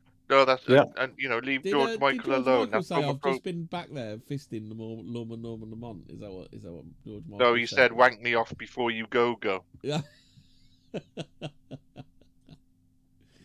I'm sure we can think of some others. Just he was isn't it depressing listening to true crime, especially ones like this where it's just like these people haven't even tried. The police force haven't even tried, have they, to get a result? No, but Essex police do have a They are. They have got a bad shit. They've got a bad reputation, haven't they? Essex police are shit. The work on the Jeremy Bamber case is just fucking shockingly bad. And also the Essex boys murders as well. I mean, it's just the Essex police go from having an open and shut murder to going, maybe paranoid schizophrenics don't shoot all of their own family members. Yes, but then I don't know if you were around in the Leah Betts case. Remember that she died of ecstasy. Yeah, I know you said that was a sort of mid-90s. Hobbit's maybe a bit young, but her dad was a copper. Her dad was she basically drank herself. Yeah, she did. The thing is, her dad was a sergeant in the police, and he was on TV a lot, and he was so fucking clueless. And you think, well, hang on a minute, you should be switched on about these things. Just not. He was under the impression that drug takers were, people led on the streets in gutters with needles in their arms, not like middle class people at parties not people and like wine bars. People like his daughter. It was 18-year-old sixth formers or students or whatever. Yeah. No, they don't take drugs, do they? He was just completely clueless as to this, and you thought, well, what kind of people are in the police that are supposed to be investigating our crimes? But anyway, that's for that. Oh, Barrymore I think we covered the case. Still periodically tries to appear here and there, doesn't he? He's got his YouTube channel, as they all do have now, of him just going about his business. You can go with him on his blog. He's like Tony Slattery. Yeah, he should stay in the 90s like Tony Slattery did. He's not Tony Slattery because Tony Slattery is dead. So. Oh right, well obviously he's not making a comment. But like, he was over. Yeah, but Tony Slattery, he was overexposed on the telly. Then he disappeared, and then he stayed disappeared because he knew everyone was sick. The thing is with Tony Slattery, though, the thing is, it's dangerous. That is because Tony Slattery was overexposed on the telly. He was on it a lot, but he was shit, and that is a recipe for disaster. Yeah, because you're going to be you're going to realise that I think James Corden has got it coming, hasn't he? I think James Corden is literally too stupid to realise how disliked he really is. Someone at the door. Just talk to Hobbit for a minute. Just gotta go and deal with something. Bear with me. Yeah.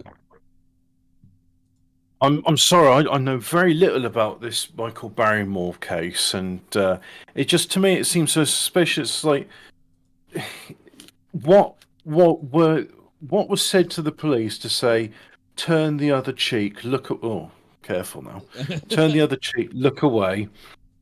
This doesn't concern you. Is it just a case of like, wow, he's a celebrity and he's gay, let him get away with it? Because I've heard. I do kind of wonder, because like, you think about this you know everybody thinks there's a huge cover up with Jimmy Savile. Maybe there's not a huge cover up, and these idiot fucking coppers decide to do it off their own back, decide to cover it over off their own backs. Maybe there isn't really a big conspiracy theory. I mean, I don't know if they still go to the same, clubs for elaborate handshakes, but back in the day, they were all in the same thing, and they're like, "Oh, I recognise you, fellow lodge brother. Yeah, don't worry about this." There's a particular phrase you have to say, aren't there? Who will help a widow's son? Yes. But do you ever wonder that maybe there isn't a big conspiracy theory, and these coppers are like stupid enough just to cover these things over for these people just off their own backs?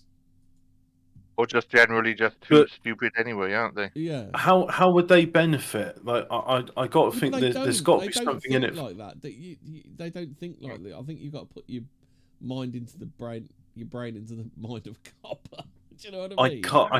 I physically can't do that. Yeah. So I'm just thinking, like, there's got to be something in it for them. Who benefits? That's the question you got to ask. Yeah. Like, what is the benefit for them? They genuinely think they've done a good deed, and like, oh, he's on the telly and he's nice. Maybe he doesn't. He doesn't deserve to be raked over the coals. No, come on. Coppers are not like that. They're not like, oh, well, I'll give people the benefit of the doubt. They're not. Yeah, no, a lot of them are pretty stupid though. All right, here we go. Yeah.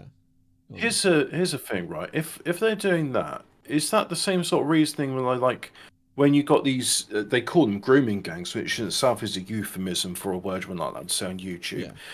Yeah. But they do that because instead, they get good. as they it's just like it's for the greater good. We can't arrest them because then their community leaders would be upset. No, they don't even think that far, Hobbit. They think if they arrest them, then that will prove the knuckle dragging racist right, and then we'll have a right on our hands. So if we pretend this doesn't happen, then we don't have a right on their hands. I think the motives for these things are probably a lot simpler than we actually think they are. Yeah, I'm my imagination doesn't go that far. You'll have to excuse me. Just try turning your imagination off and then think. That's the way. You thought maybe take more drugs or smoke more weed, maybe. I don't know how to like rotate this apple and square the circle on this one. So I'm just thinking like absolutely like dullard. All for the greater good type of stuff. Like I just wonder if that's the case. Well, also you look at Michael Jackson and the people that stand up for him and say, "Oh no, he wasn't mecking around with kids." He clearly was. Jury's out on that one. Well, no, we did a program on it. It was comprehensive, wasn't it? Okay. If he was. The most benefit of the doubt I will give Michael Jackson, if he wasn't actually bumming these kids, he was doing stuff stupid enough where he was open to allegations of bumming these kids. Is what I agree. That's as much leeway as I'll give Michael Jackson. Well, could I say Michael Jackson did something which, his naivety ended up where he was sleeping in the same bed with children, and someone had to point like Yuri Geddes like, "Hey, Michael Jackson, you shouldn't be like being in the same bed with children. They're going to make acute accusations about you." The thing is, no, Hobbit, he wasn't sleeping in the bed with children, was he? Because if you sleep in the bed with children, you're going to sleep with a 5-year-old child. You're going to sleep with a little girl. You're going to sleep with a fat child. He used to just sleep with boys who looked a certain way, who were about 10 years old, weren't they? Had maybe a bit of a Latino darkish skin to them. Not that, didn't they? They were all the same. I didn't know he had a type. I did he not had a know. type. Yeah. Weird. Have a look at that is creepy. Yeah. Well, what about? Yeah. I don't know. The Home Alone kid. He's not like that. He's blonde hair, blue eyed. But he was a bit. Well, he was. He was about 10 years old, wasn't he? Yeah, a nice looking little boy. Old, yeah. But he said he didn't do it. As generous as I'll go with Michael Jackson is that he at least did stuff that was completely and utterly inadvisable. That's as generous as I'll be to Michael Jackson. Like having sex with little boys is inadvisable. I think no one's that. I'm not sure. It's hard. But Bill Clinton told us he didn't inhale that joint when he had it at college, and I believe him. That's different, though, isn't it? I think though, if you see the recent accusers that have been on these documentaries, the two guys, Safe Chuck and the other guy. Well, two guys, one in jar. The problem is also with these things is that you've got two problems going on at once. One is Michael Jackson. The first thing we need to prove is Michael Jackson diddling these kids. And there is always going to be a feeding frenzy when people smell blood in the water. I think you've got to remember as well. So you've got as well, as Eric Cantona would say, you have the seagulls following the trawler. No. Yeah. Luckily for him, he died in 2009. And what year was the Me Too movement? That was 2016. Later on. Yeah, exactly. Had it been post Me Too, I think he would be in jail. Considering what he was accused of and who he's critical of, I'm just going to say there were false accusations to ruin his career. And what more heinous an accusation can make than he was doing something inappropriate with kids? Mm. I'm not saying whether it's true or not. He fucked up childhood, though, didn't he? Oh yeah, but his dad beat him. They don't end up doing that, though, do they? Because aren't they really doing what? Castrated to keep his voice high? I don't think that was the case. But to start with, the kids that he had weren't his kids, were they? Biologically, he was a black man. They were Oliver Twist's kids, exactly. Weren't they? He was a black guy, even though he had all the plastic surgery to make him look like he wasn't. His genes were black, so his kids would have been mixed race. Yeah. And they weren't, were they? They were blue-haired, blonde, white kids. Yeah. But that's irrelevant. Is it what's his name? Something Lester, isn't it? Is it Mark? Yeah. No. He gave a sperm sample, so Michael Jackson wanted some of his spunk, so he gave it to him. So they probably are his kids.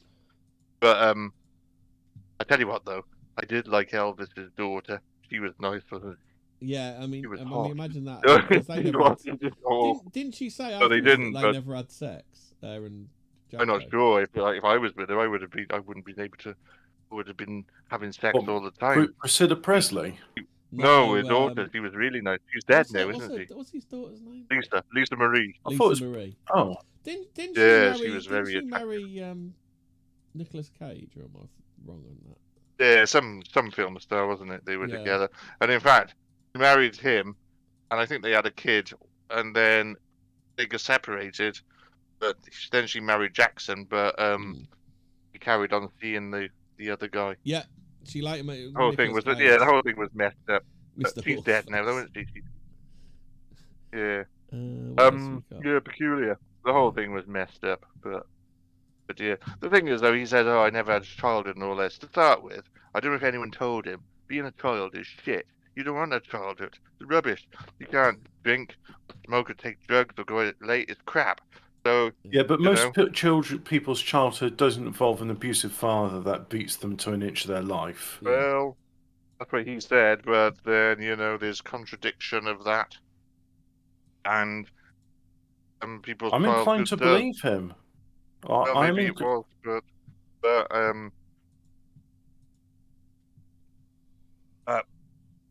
will be it. That was what happened.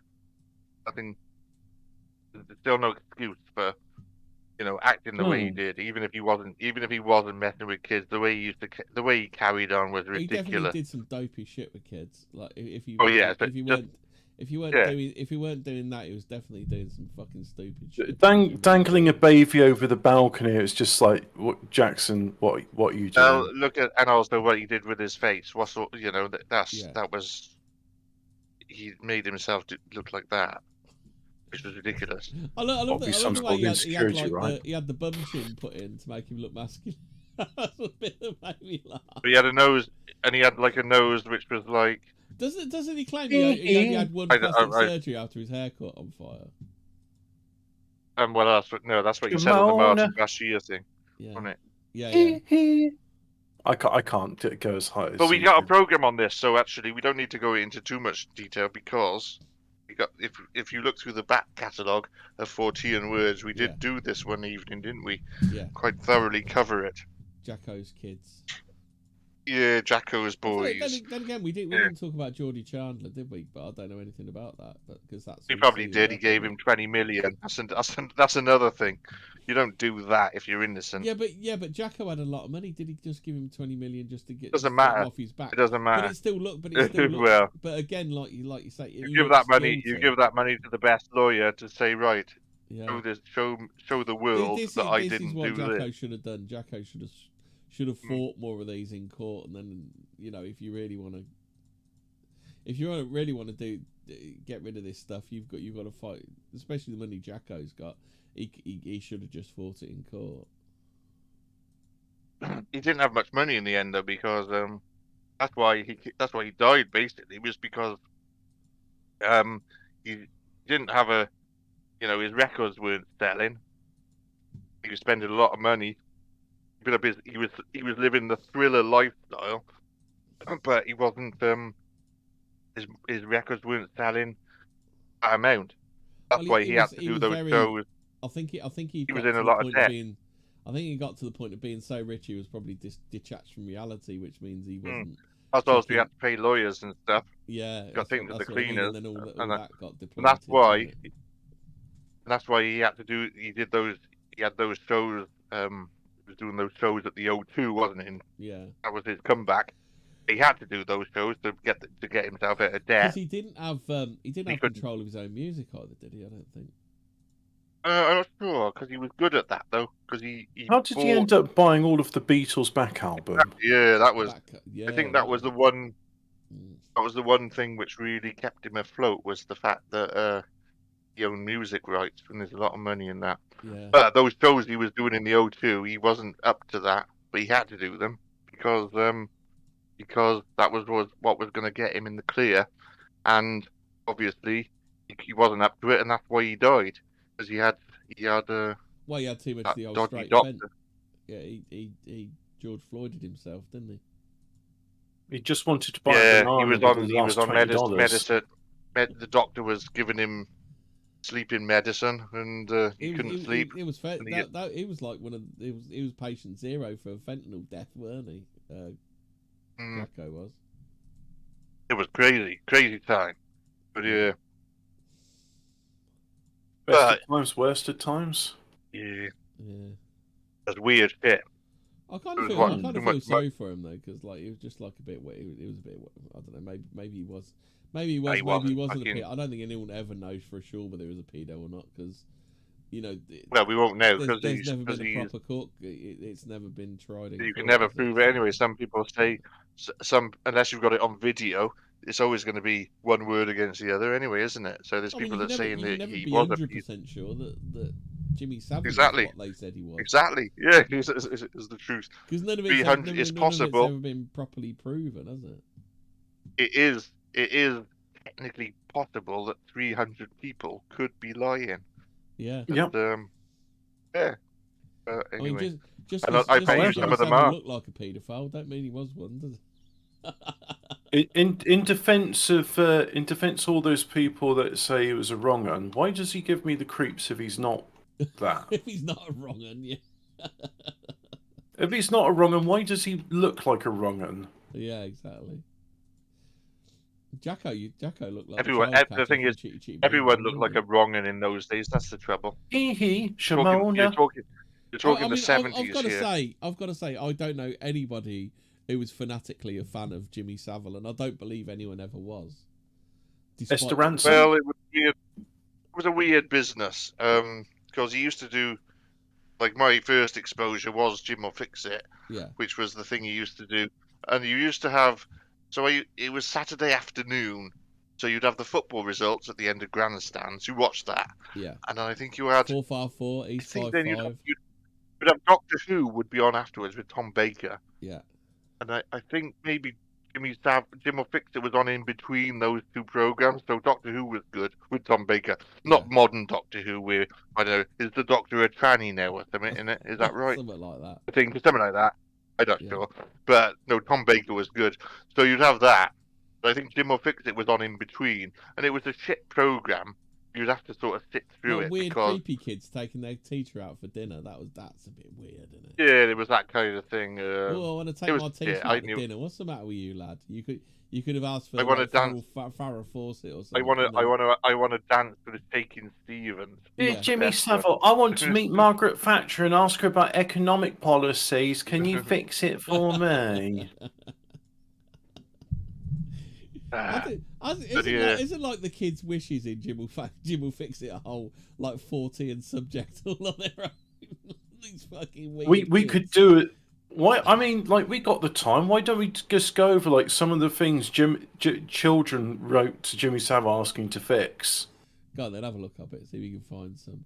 Yeah, go on, Hobbit. You seem the sort. It'll be on the Jim Wikipedia. List of Jim will Fix It. Things kids asked to fix. What was that? Was it the Scout Troop at dinner on a roller coaster? Yeah, wasn't it? That's right. There was the Scout Troop on a roller coaster eating their dinner, and it was like even then I remember watching that and I was thinking this is like shit, but I remember I was waiting for Doctor Who or the next program. The idea was originally offered to Harry Seacombe, but he turned it down. Early series saw Savile distributing medals from a magic chair, which concealed the medals in a variety of compartments. The magic chair was invented by Tony Novissimo and was built for the BBC by him at workshops at Shepherd's Bush. The chair had first appeared in Savile's earlier Saturday Night TV series, Clunk Click.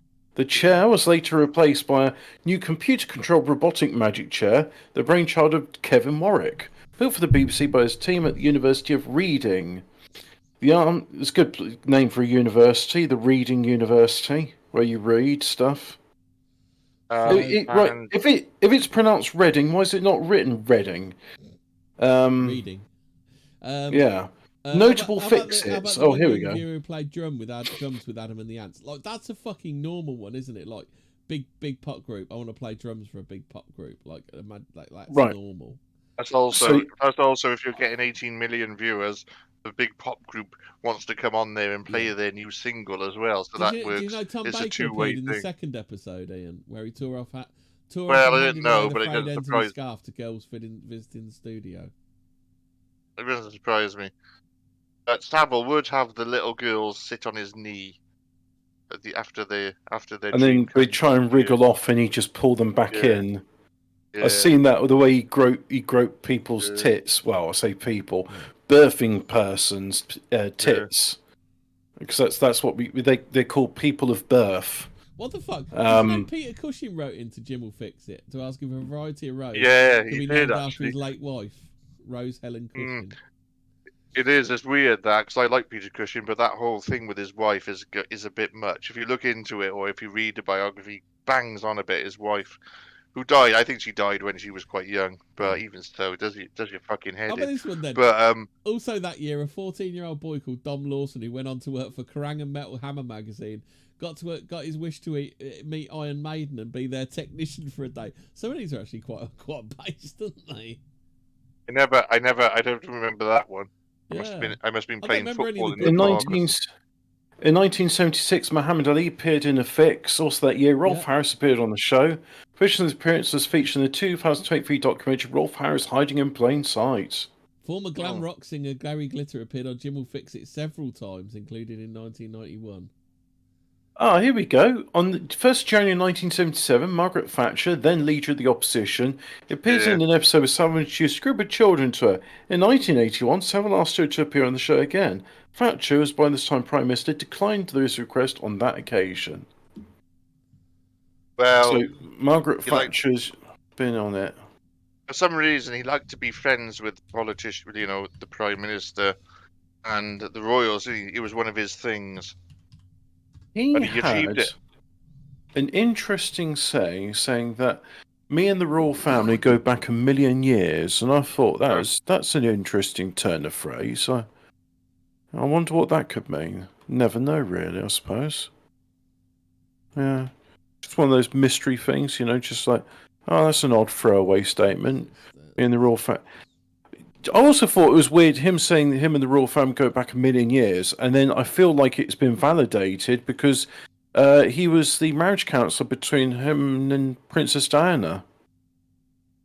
You remember? You remember that? Sense, though, does it? Yeah, but what included blowing up a cooling tower, flying with the Royal Air Force, burning £1 million, going to Faulty Towers to meet Manuel, and now a legendary episode where a trooper comes to take their lunch on a roller coaster with hilarious results.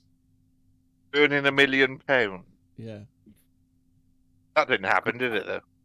Was that like £1 million, which was due to be rolled out of commission? That's what they did it at the mint, didn't they? Because you know the Great Train Robbery. I heard what that was that was money that was going to be sent to be destroyed. Oh, do you know Jimmy and they intercepted it.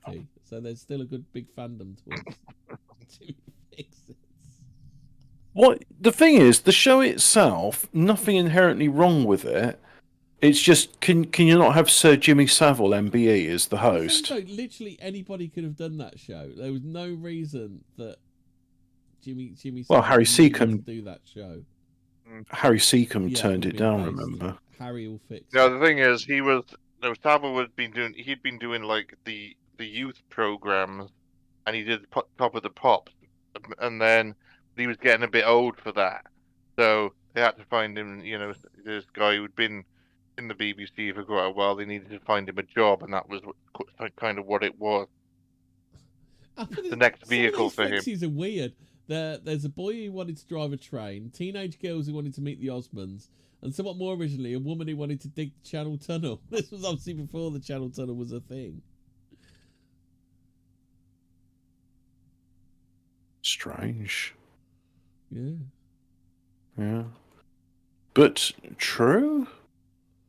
Yeah, well, it was a funny business in those days. I've got vague memories of it. Most expensive Fix-It was the girl who got to roller skate with the cast of Starlight Express. That doesn't sound that expensive. No, I don't I was going to say, how does that compare to burning £1 million? Starlight Express would have got a free advert for their show on. Ian, you're slightly older than me. What's the fatal accident on Noel Edmonds' Late Breakfast show? Oh, the bungee jump in the car park. Oh, was it? Just with a guy did it. I'm not sure. I'm not sure. It was like, he used to do these silly things, but it was a bungee jump in a car park, and the guy who was doing the jump, I don't think the bungee was attached or something, and he jumped off and he died. So that you can find that. You can find that quite easily. That basically derailed Edmund. Yeah, because it says anything that since the fatal accident on Noel Edmonds' Late Breakfast show, potentially dangerous stunts have been forbidden. Yeah. Because he used to do a lot of that, though. He used to do a lot of dangerous stunts with the public, but which was fair enough. But obviously, do you know what Fix-It medals are made of? Dead children's bones. That and recycled aluminium drink cans. All right. Well, that kind of makes sense. Yeah. Yeah. So they're made out of aluminium. God, that's cheap, isn't it? Cheap rubbish. It's quite hard. No one's actually done like a full, like a half decent list of like what went on it. On what? Jim will fix it. Yeah. I'm just quite surprised. I'm sure there is. Pages are dedicated to it. People. Obviously, there's a Reddit on it. Yeah, why wouldn't it be? Yeah, maybe it's something. Have we done Jimmy Savile? No. You do it without me. I don't think I've done it, but it would be a good one to do. We do talk about it, but we haven't done it, have we? I think Whereas we could do it. We talked about doing it because it's. Oh yeah, you did do it actually. But then again, there's been that many documentaries about it. It's kind of like it's old hat, but that's what we do, though, isn't it? Yeah. But yeah, no, I think you did do it. I think I was away maybe at the time, so I missed out on that one. But yeah, that was good stuff. But there's other pedos we could do. Rolf Harris. L. Ron Hubbard. Yeah. I did a bit of L. Ron Hubbard. Pete Townsend, who was doing research for a book he was going to write, but the book never actually came out. Good. Yeah. How about this one for a news article? Savile's personal treasures fetch a. Hold on, let's view original. One last time, Jim fixes it for charity. Savile's personal treasures fetch a small fortune. This is a very specific moment in time, isn't it? That was before it all came out, and it was the same with Rolf Harris because he was selling his paintings and they were going for good money. Yeah. But obviously, this was before it all came out, and they're worth nothing. But,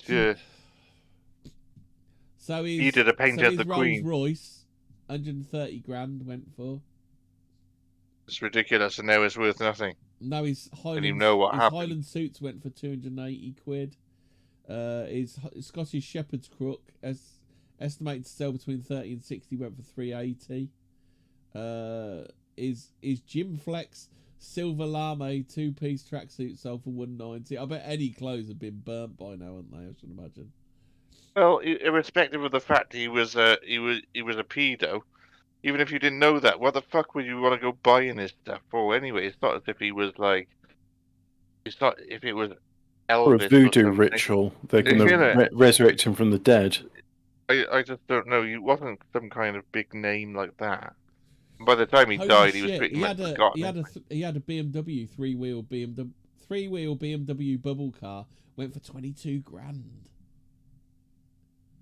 Yeah. To be fair, there are people that are into freewheelers, regardless of the history of it. It's a weird thing to be in. Well, at least you know he can't have fucking shagged anybody in it, I suppose. Yeah, imagine that. And you just wait until he got into the hospital. And you've got his number plate as well, JS247.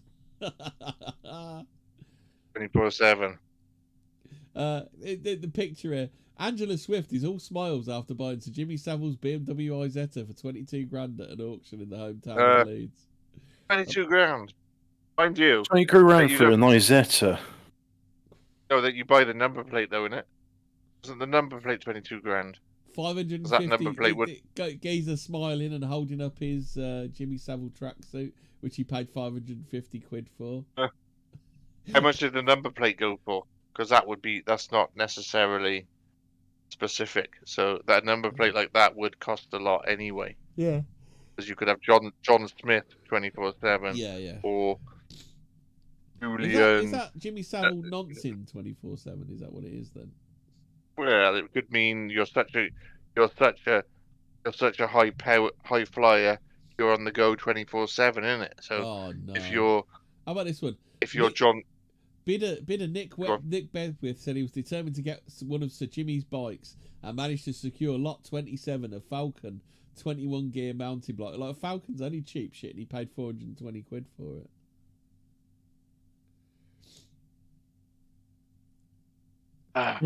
Yeah, well. So below a few of the items that soared past their estimates. Pair of brass dumbbells, estimate of 20 quid, went for 60. Sir Jim's elite exercise bike sold for £75, more than triple the original estimate. Red as seen in the Louis Theroux documentary. Oh no. A pink satin padded bedspread with a gold JS monogram sold for 130 quid. Poor cunts had to burn that now, wouldn't they? With the stains on it as well. the police. They had to hand it over to the police for fucking testing. I should imagine, hadn't they? Forensics. Nasty. Gross. A Yamaha Electrone electric organ with an upholstered stool sold for 130, comfortably exceeding its £30 estimate. Oh, grim. Pictures of him. I just nightmare. Imagine Jimmy Savile like hosting the Great British Bake Off. Yeah. Ooh. With Noel Fielding as his assistant presenter.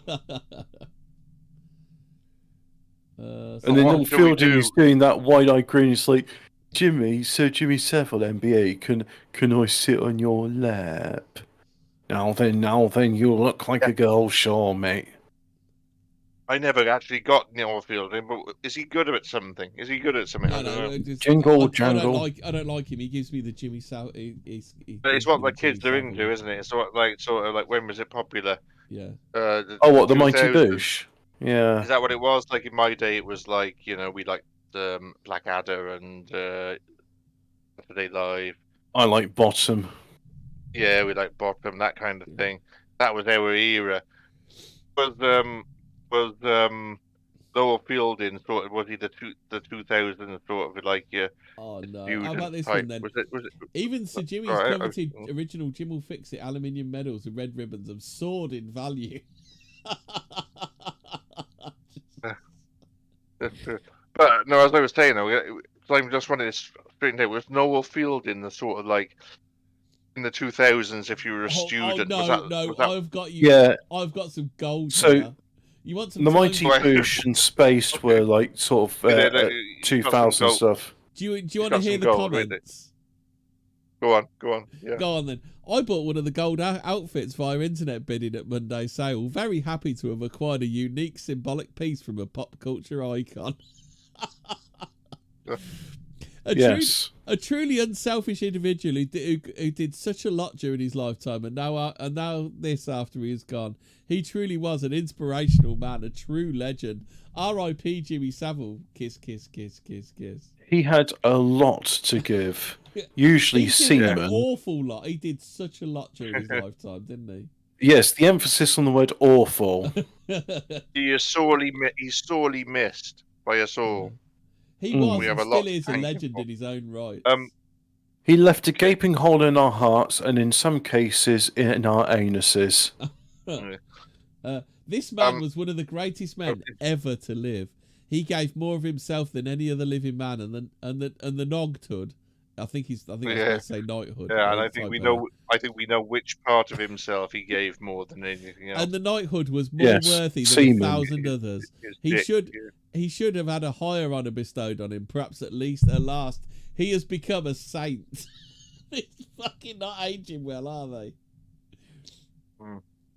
What year was this? What year were these made? This will be the art. I assume it's the time of the article, isn't it? Do they have dates on them? It's 10 years ago. Well, it's more than that because it was 2012 was when it all came out, so it must be before 2012. Yeah, these comments are at 2012. I think they must have closed the comments before it. Yeah, I was going to say happened. They must have in 2007, UK TV Gold did a thing called Jim Will Fix It Again, where they play classic clips from it and attempt to refix it for some of the original participants. I don't think you can refix what happened to them. It's mental. That's mentally put them up. But no, if I can just go back to what we were saying about Noel Fielding, like, okay, I was a bit older in the 2000s. I wasn't a youngster, but I like The Office. I like Garth Marenghi. I like Dark Place. Yeah. Yeah, we Peep Show as well, and those were the popular sort of youngsters comedy things. How about this from Daisy? I never got based. How about this one from Daisy? Yeah, go on. He certainly was. Daisy, yeah. He certainly was a one-off. Yeah. Are there any more comments? Yeah. All right. Okay. So anyway, as I was saying, I was not. I've been picking through the battle. Have a look, and I just. do this bit with Hobbit. So I like The Office. But Ian, Paul Smith from Scarborough's got this to say: whatever your thoughts of the man, you can't deny he did some good when he was alive, and even in death, he's still doing some good. R.I.P. Jimmy. Yeah. Well, in death, the good he's done is being dead, so he can't actually do any of those bad things he did. So so technically, that's two negatives, which make a positive. So Big Wormer's got a comment. He said, "I met Jimmy when I was 6 years old in hospital. He was lovely. I couldn't believe it when it all came out. Apparently, he wasn't even qualified to give me that prostate examination." So that one would have been post 2012, wouldn't it? Yeah. No, that's in the YouTube chat. In fact, I think that might be one that I wrote. But so anyway, Hobbit. Nice. What I was saying was, I enjoyed The Office. I like Garth Marenghi. I like Peep Show. Oh no! Did you watch Space? Team GB paid tribute to him in their outfits at the opening show. Oh no! They didn't they? Did you enjoy Spaced or Black Books? No, I knew it was Spaced. I didn't know. I wasn't that aware. I like the In-Betweeners, which were a bit later in the decade. But in amongst that, it was this Noah Fielding and all that. I didn't know much about him. What was this? What's the whole Noah Fielding thing? Is this someone having a joke? Listen to this one. Happy days. I fixed it for Jim twice in the 70s, and I have a I fixed it for Jim medal given to me by program producer Roger Ordish. It's proudly displayed in my retirement home here in the sunny Philippines. Thanks for the memory. What did he? I want to know what Robbie in the Philippines fixed for him. Yeah, exactly. But Noel Fielding was also in the It Crowd. He played the goth tech support that was in. He was locked in the Garth server. Marenghi as well, wasn't he? He was the monkey who was pissing in that guy. Really? Yeah, that was Noah Fielding in that episode where the monkey was pissing on stuff. That was Noah Fielding. Oh, I didn't know. Wow. I thought a bit of his stand-up once. He was doing this really shit joke about flares, and it was really shit. This joke was. He had a show called Noel Fielding's Luxury Comedy Vehicle. That's a bit of a copy of Stuart Lee's Comedy Vehicle, isn't it? Which was good. Oh, sorry, it's Noel Fielding's Luxury Comedy Show. Or Luxury is something. But yeah, it's similar to Stuart Lee's Comedy Vehicle. Yeah, it's just one to mull over. That's all. Yeah, it's all going to come out when he's dead. Yeah, nice. I like how Ricky Gervais was nicking jokes from this much funnier Australian comedian called Rodney Roode. Which one's that? Which jokes did he nick? Oh, the one about putting a fly on your willy, but taking its fly wings off.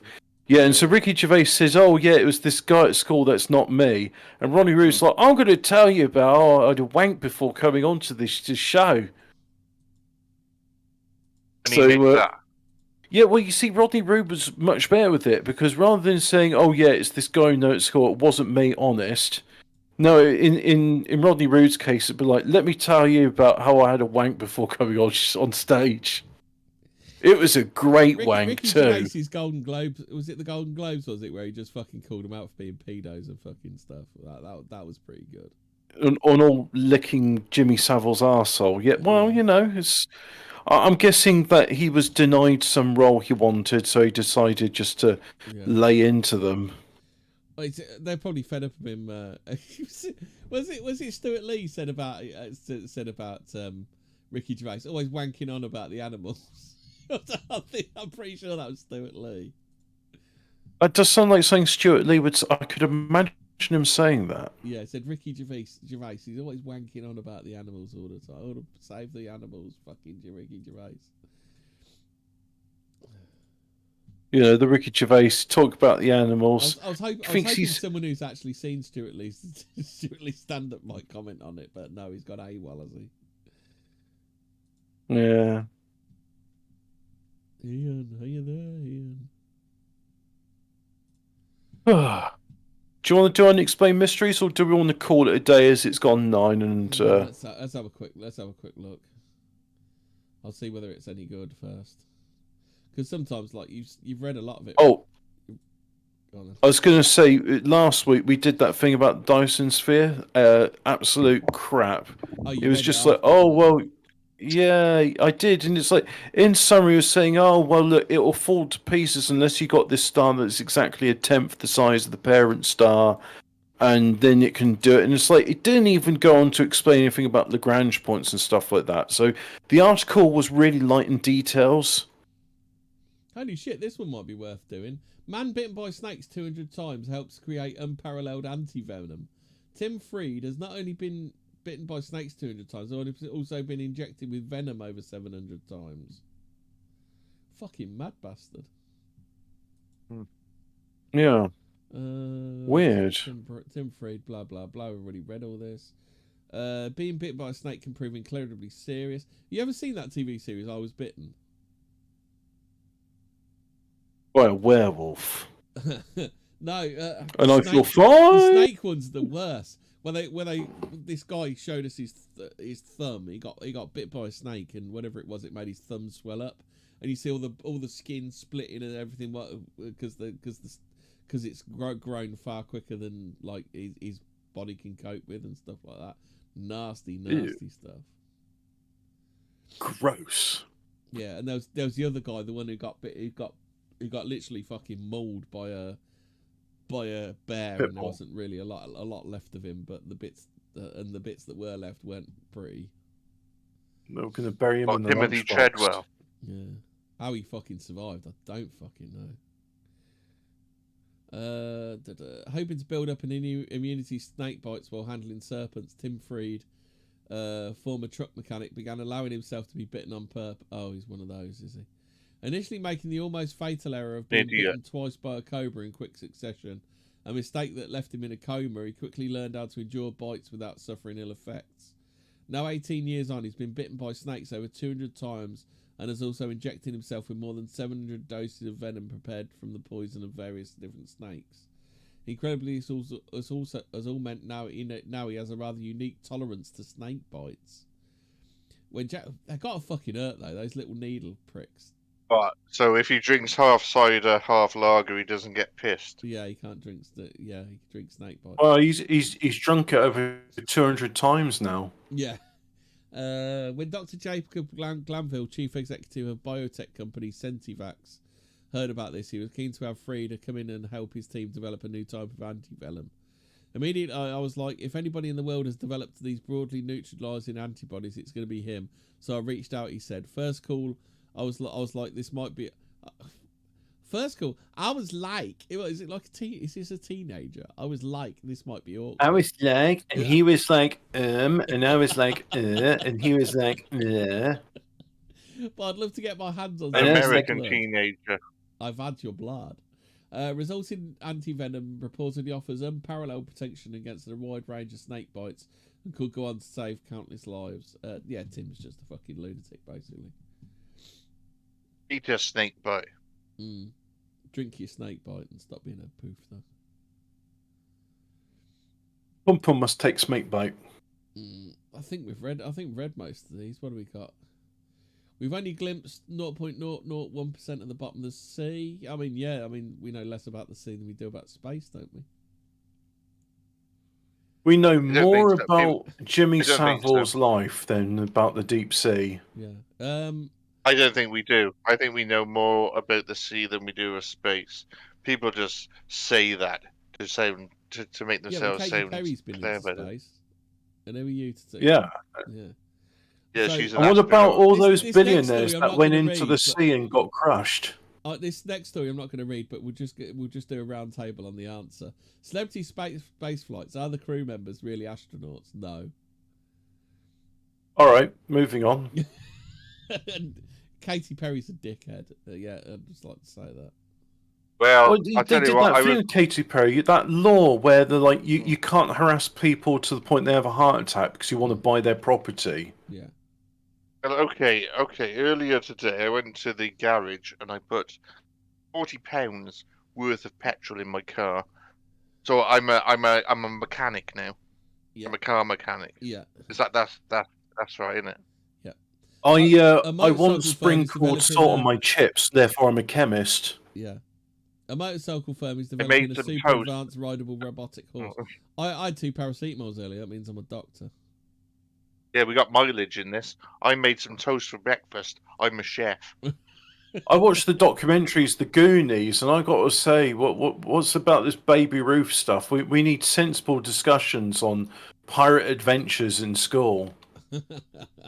You watched the documentary, The Goonies, did you?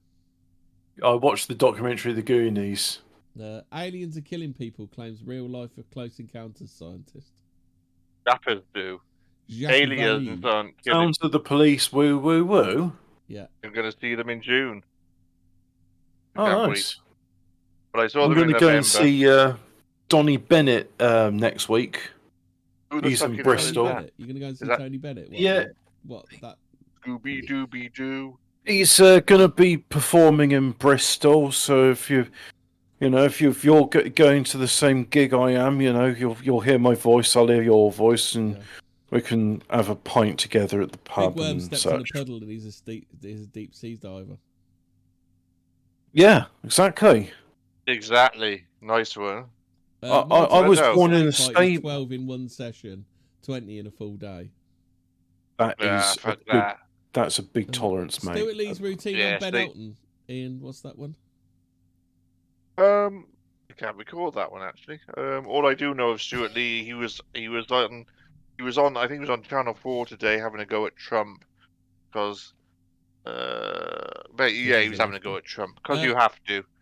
How about this? Do we think this is accurate? Noel Fielding looks like a cross between Jimmy Savile and Claudia Winkleman. Yes.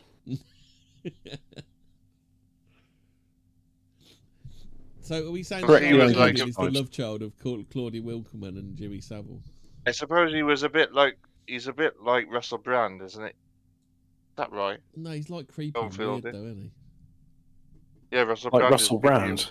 Yeah, Russell Brand looks like you shouldn't really touch him unless he's had a bath first. Like, he looks like he needs a good scrubbing with a. You need to get him in a bathtub, and you need like a scrubbing brush with a long handle, and you just need to scrub away at him. Oh, that's what. Russell Brand looks like a tidied up version of Charlie Manson. Yeah. And he's in court for rape, is it not at the moment? On the first fucking day, rape. Yeah. Can't believe it. Russell Brand is in trouble for rape. Rape. Yeah. Rape me. But what I will say though, he has, even though I don't know much about Russell Brand, he has done some good programs on TV. I'll give him that. There have been some good programs. I can't honestly say I've really watched much of his.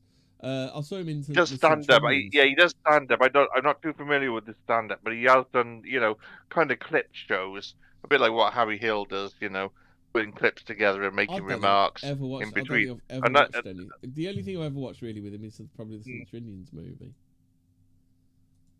No, I'm not sure about that. He's done some good. The character George Cole used to play. He played that character in the St. Trinian's. Yeah, sort of, but I'm not really familiar with those films. But like Harry Hill used to do TV. But you a gay boy or something?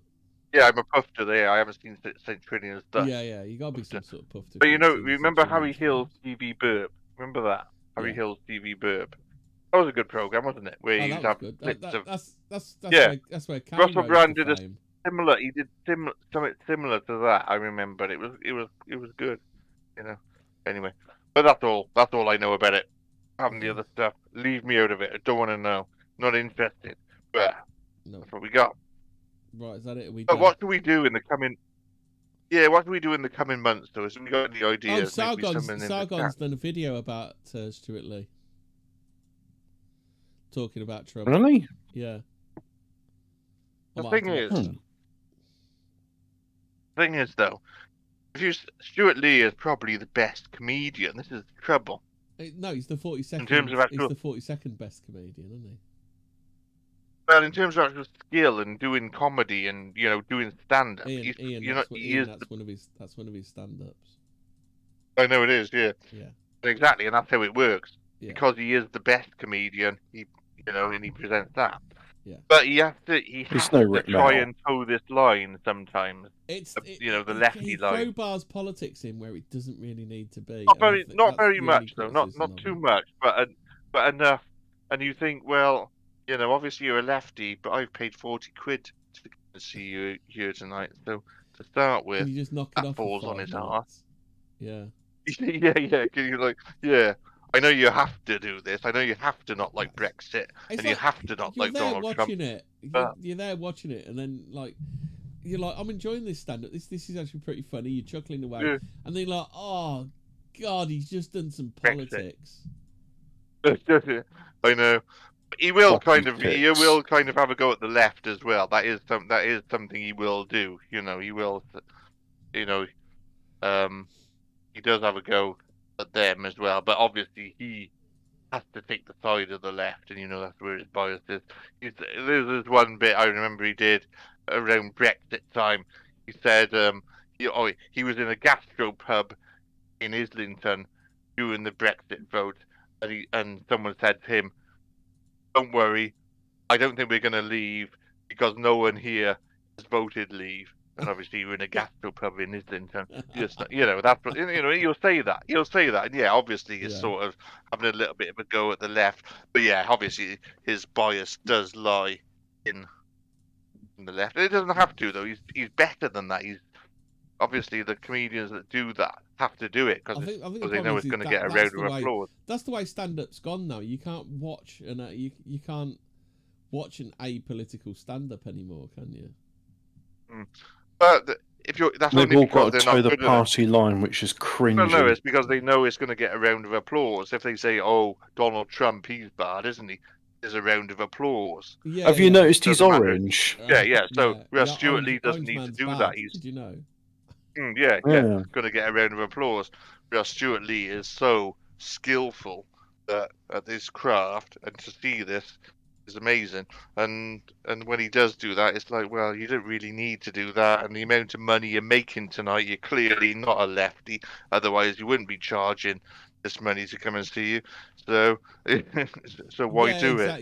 Just leave it out. Politics leave it out. Get yourself in a wormhole. Can afford those politics, don't they?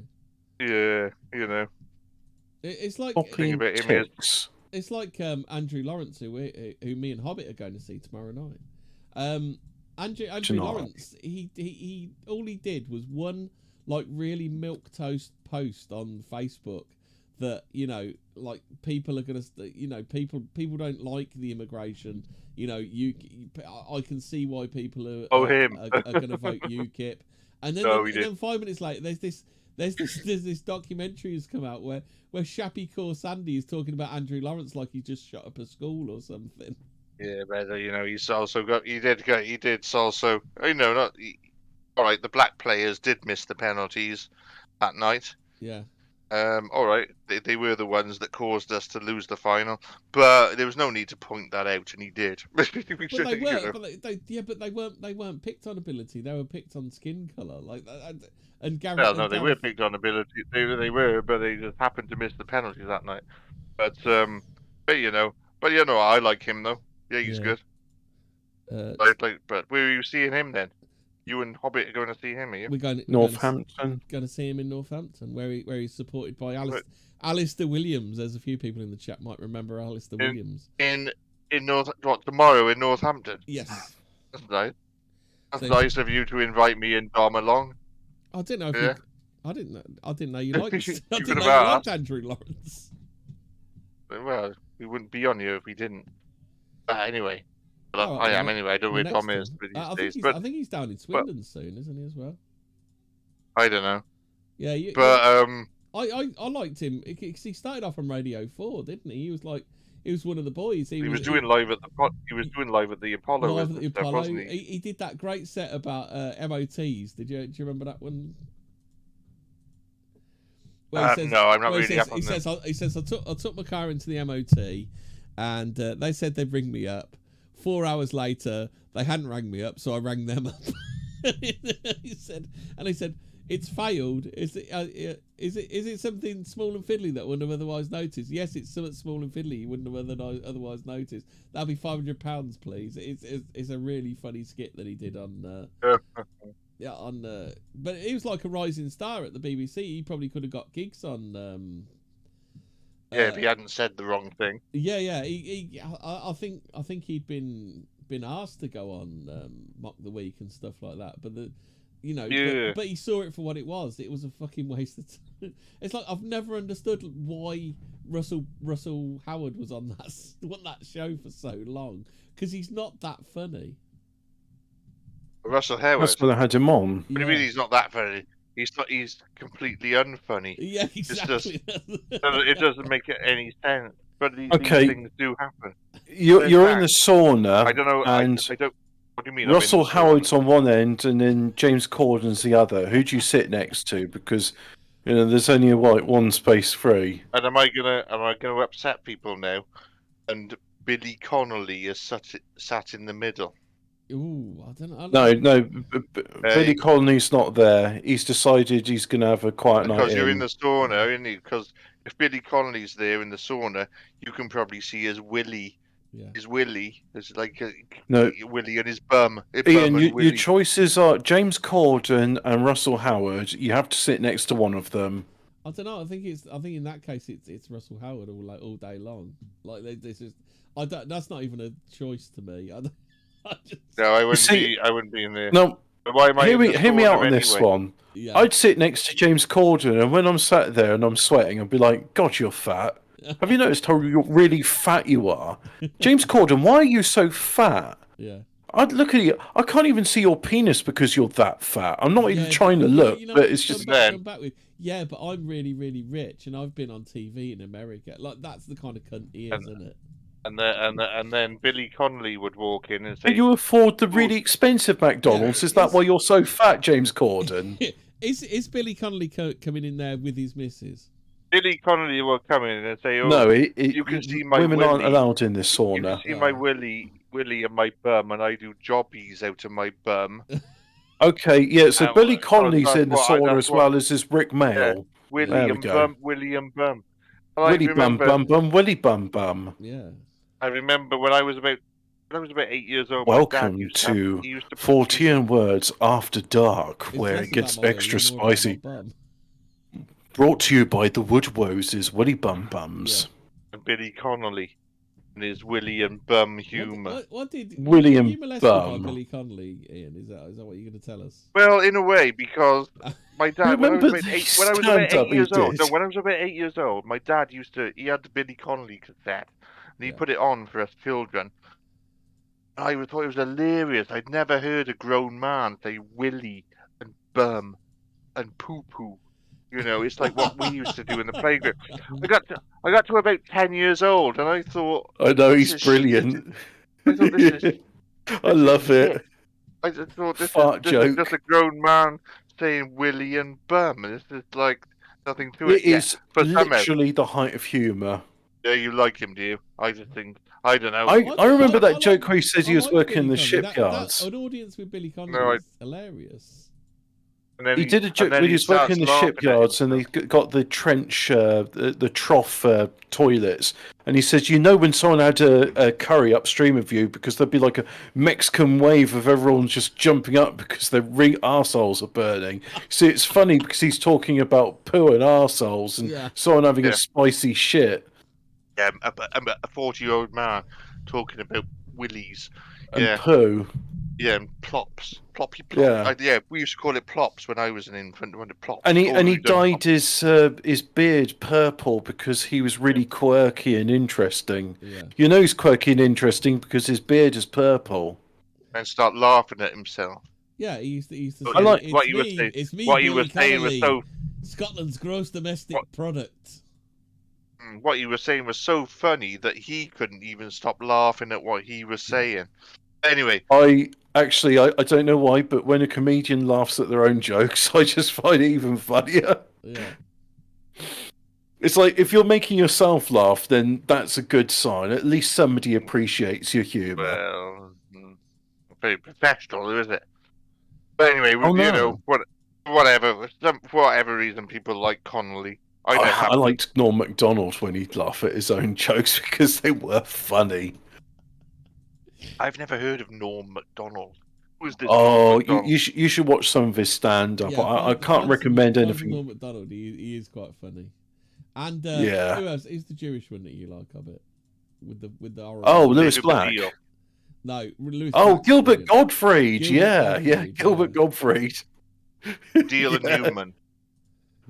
No, I do like Gilbert Gottfried. Do you remember them live at Wembley? Do you remember that when he said about when they said about we're fed up of being called like was it David Mary Whitehouse Experience Baddiel or Rob Mary Whitehouse Experience Newman? He said, why don't they do it for other people like Roy Cancer Castle or Ancott Death Diamond? Do you know about that bit?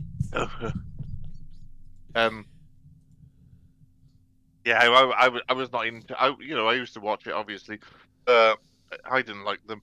And the only good thing I remember was the first time was when Rob Newman said was the first time I heard this about the urban myth, and Rob Newman was the one that said it about the guy was in his bedroom with his headphones on, listening to music, dead on his bed with his eyes closed, having a wank, and when he'd finished, there was a hot cup of tea by his bed that his mum must have brought in. I've heard this doing. Before. And that was that's an urban myth, and it's been said quite a lot over the years. But the first time I heard that was Rob Newman, so I thought that was quite funny. The thing that really put me off of Rob Newman was he kept moaning about his girlfriend all the time. Do you remember he used to do that whole bit where he'd be crying about his ex-girlfriend and flicking his hair back? Yeah. No, I didn't like those. And yeah, the Professor sketch was it was quite funny first time you saw it, but that's all they had to go on. And if they didn't do that, it's all a bit tricky. If they never struck gold with one sketch, they wouldn't have sold out Wembley, would they? That's what they rode on. The rest of it. Yeah, if you watch the Wembley, haven't they got Baddiel and Newman have got 2 videos out. One of them is all of the History Today clips. And then the other one is Live at Wembley. That's the two. That's the only two. Because the Live at Wembley. The Live at Wembley is like there's half of it is like Baddiel doing his stand up. The other half is, what's his name, Newman doing his stand up. And then you've got they do some sketches at the end. And when they got the Professor sketches, the Professor thing they do right at the end to stop everybody leaving after it. Yeah, the crowd goes crazy when that's all they've turned up to see is that's you, that is. Which it's a good idea and it worked well, but your bike, that's a girl's bike, that is. Yeah, that's your mum. Do you remember that one, Hobbit? The History Today sketch. Hobbit's maybe a bit. No, sorry. Hobbit's maybe a bit young. Hobbit's the young. Just look up History Today, Baddiel and Newman, or probably just History Today. No, I didn't really like him. I didn't like him with Frank Skinner either. Yeah, Hobbit, a pair of pants. They were like 2 like really serious history professors, but the gag was that they were basically acted like a couple of children because then it used to like deteriorate into like your bike, your bike, that's a girl's bike, that is. A pair of pants, Hobbit. A pair of pants with cack in it. That's your house. That's you. That is. That's your house. Yeah. Oh, you're not selling it to me. Sorry, mate, but some flob. Someone who's done some flob on the floor, Hobbit. That's your swimming pool. That is. That's you. That is. Yeah, that's what it was, and it worked. It did work. There's no question. But obviously, it was funny at the time. Yeah. I think it's one of those you had to be there sort of jokes. Yeah. Kind of in a way, but you can see how it worked. It does travel. But yeah, it's good stuff. So that was like 91, 92, wasn't it? You know the elephant. They used to do a program. That's your dad, that is.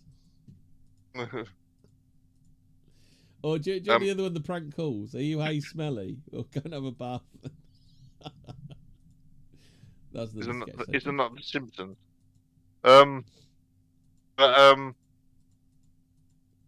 They used to do it with Punt and Dennis, wasn't it? Who were more of an established double act.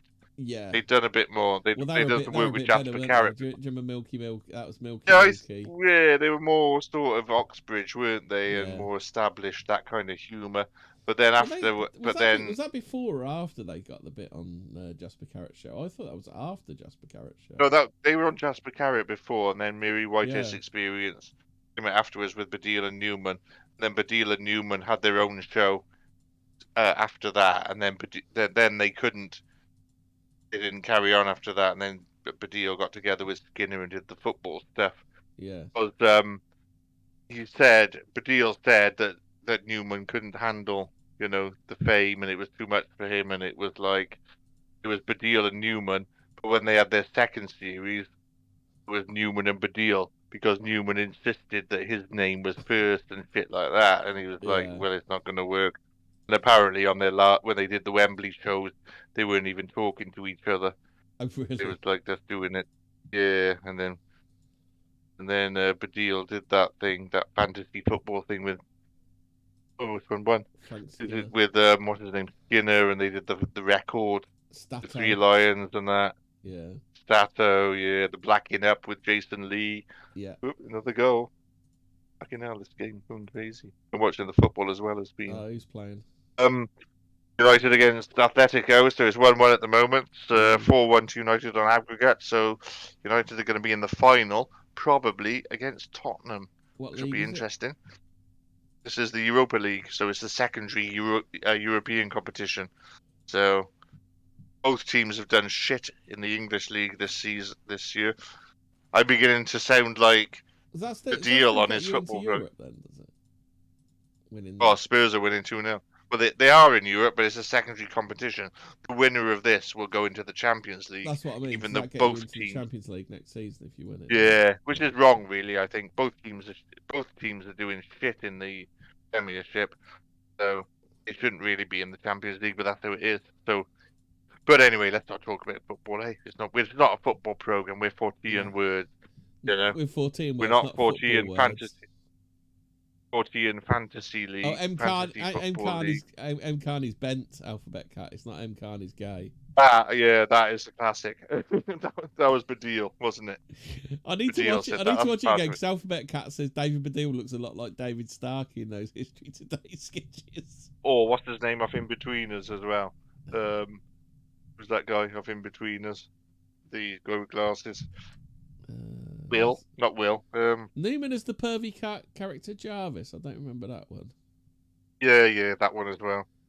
The one I used to like to do is it's all a bit tricky, where he used to do the morning show, then something would go wrong and he'd smash the set up.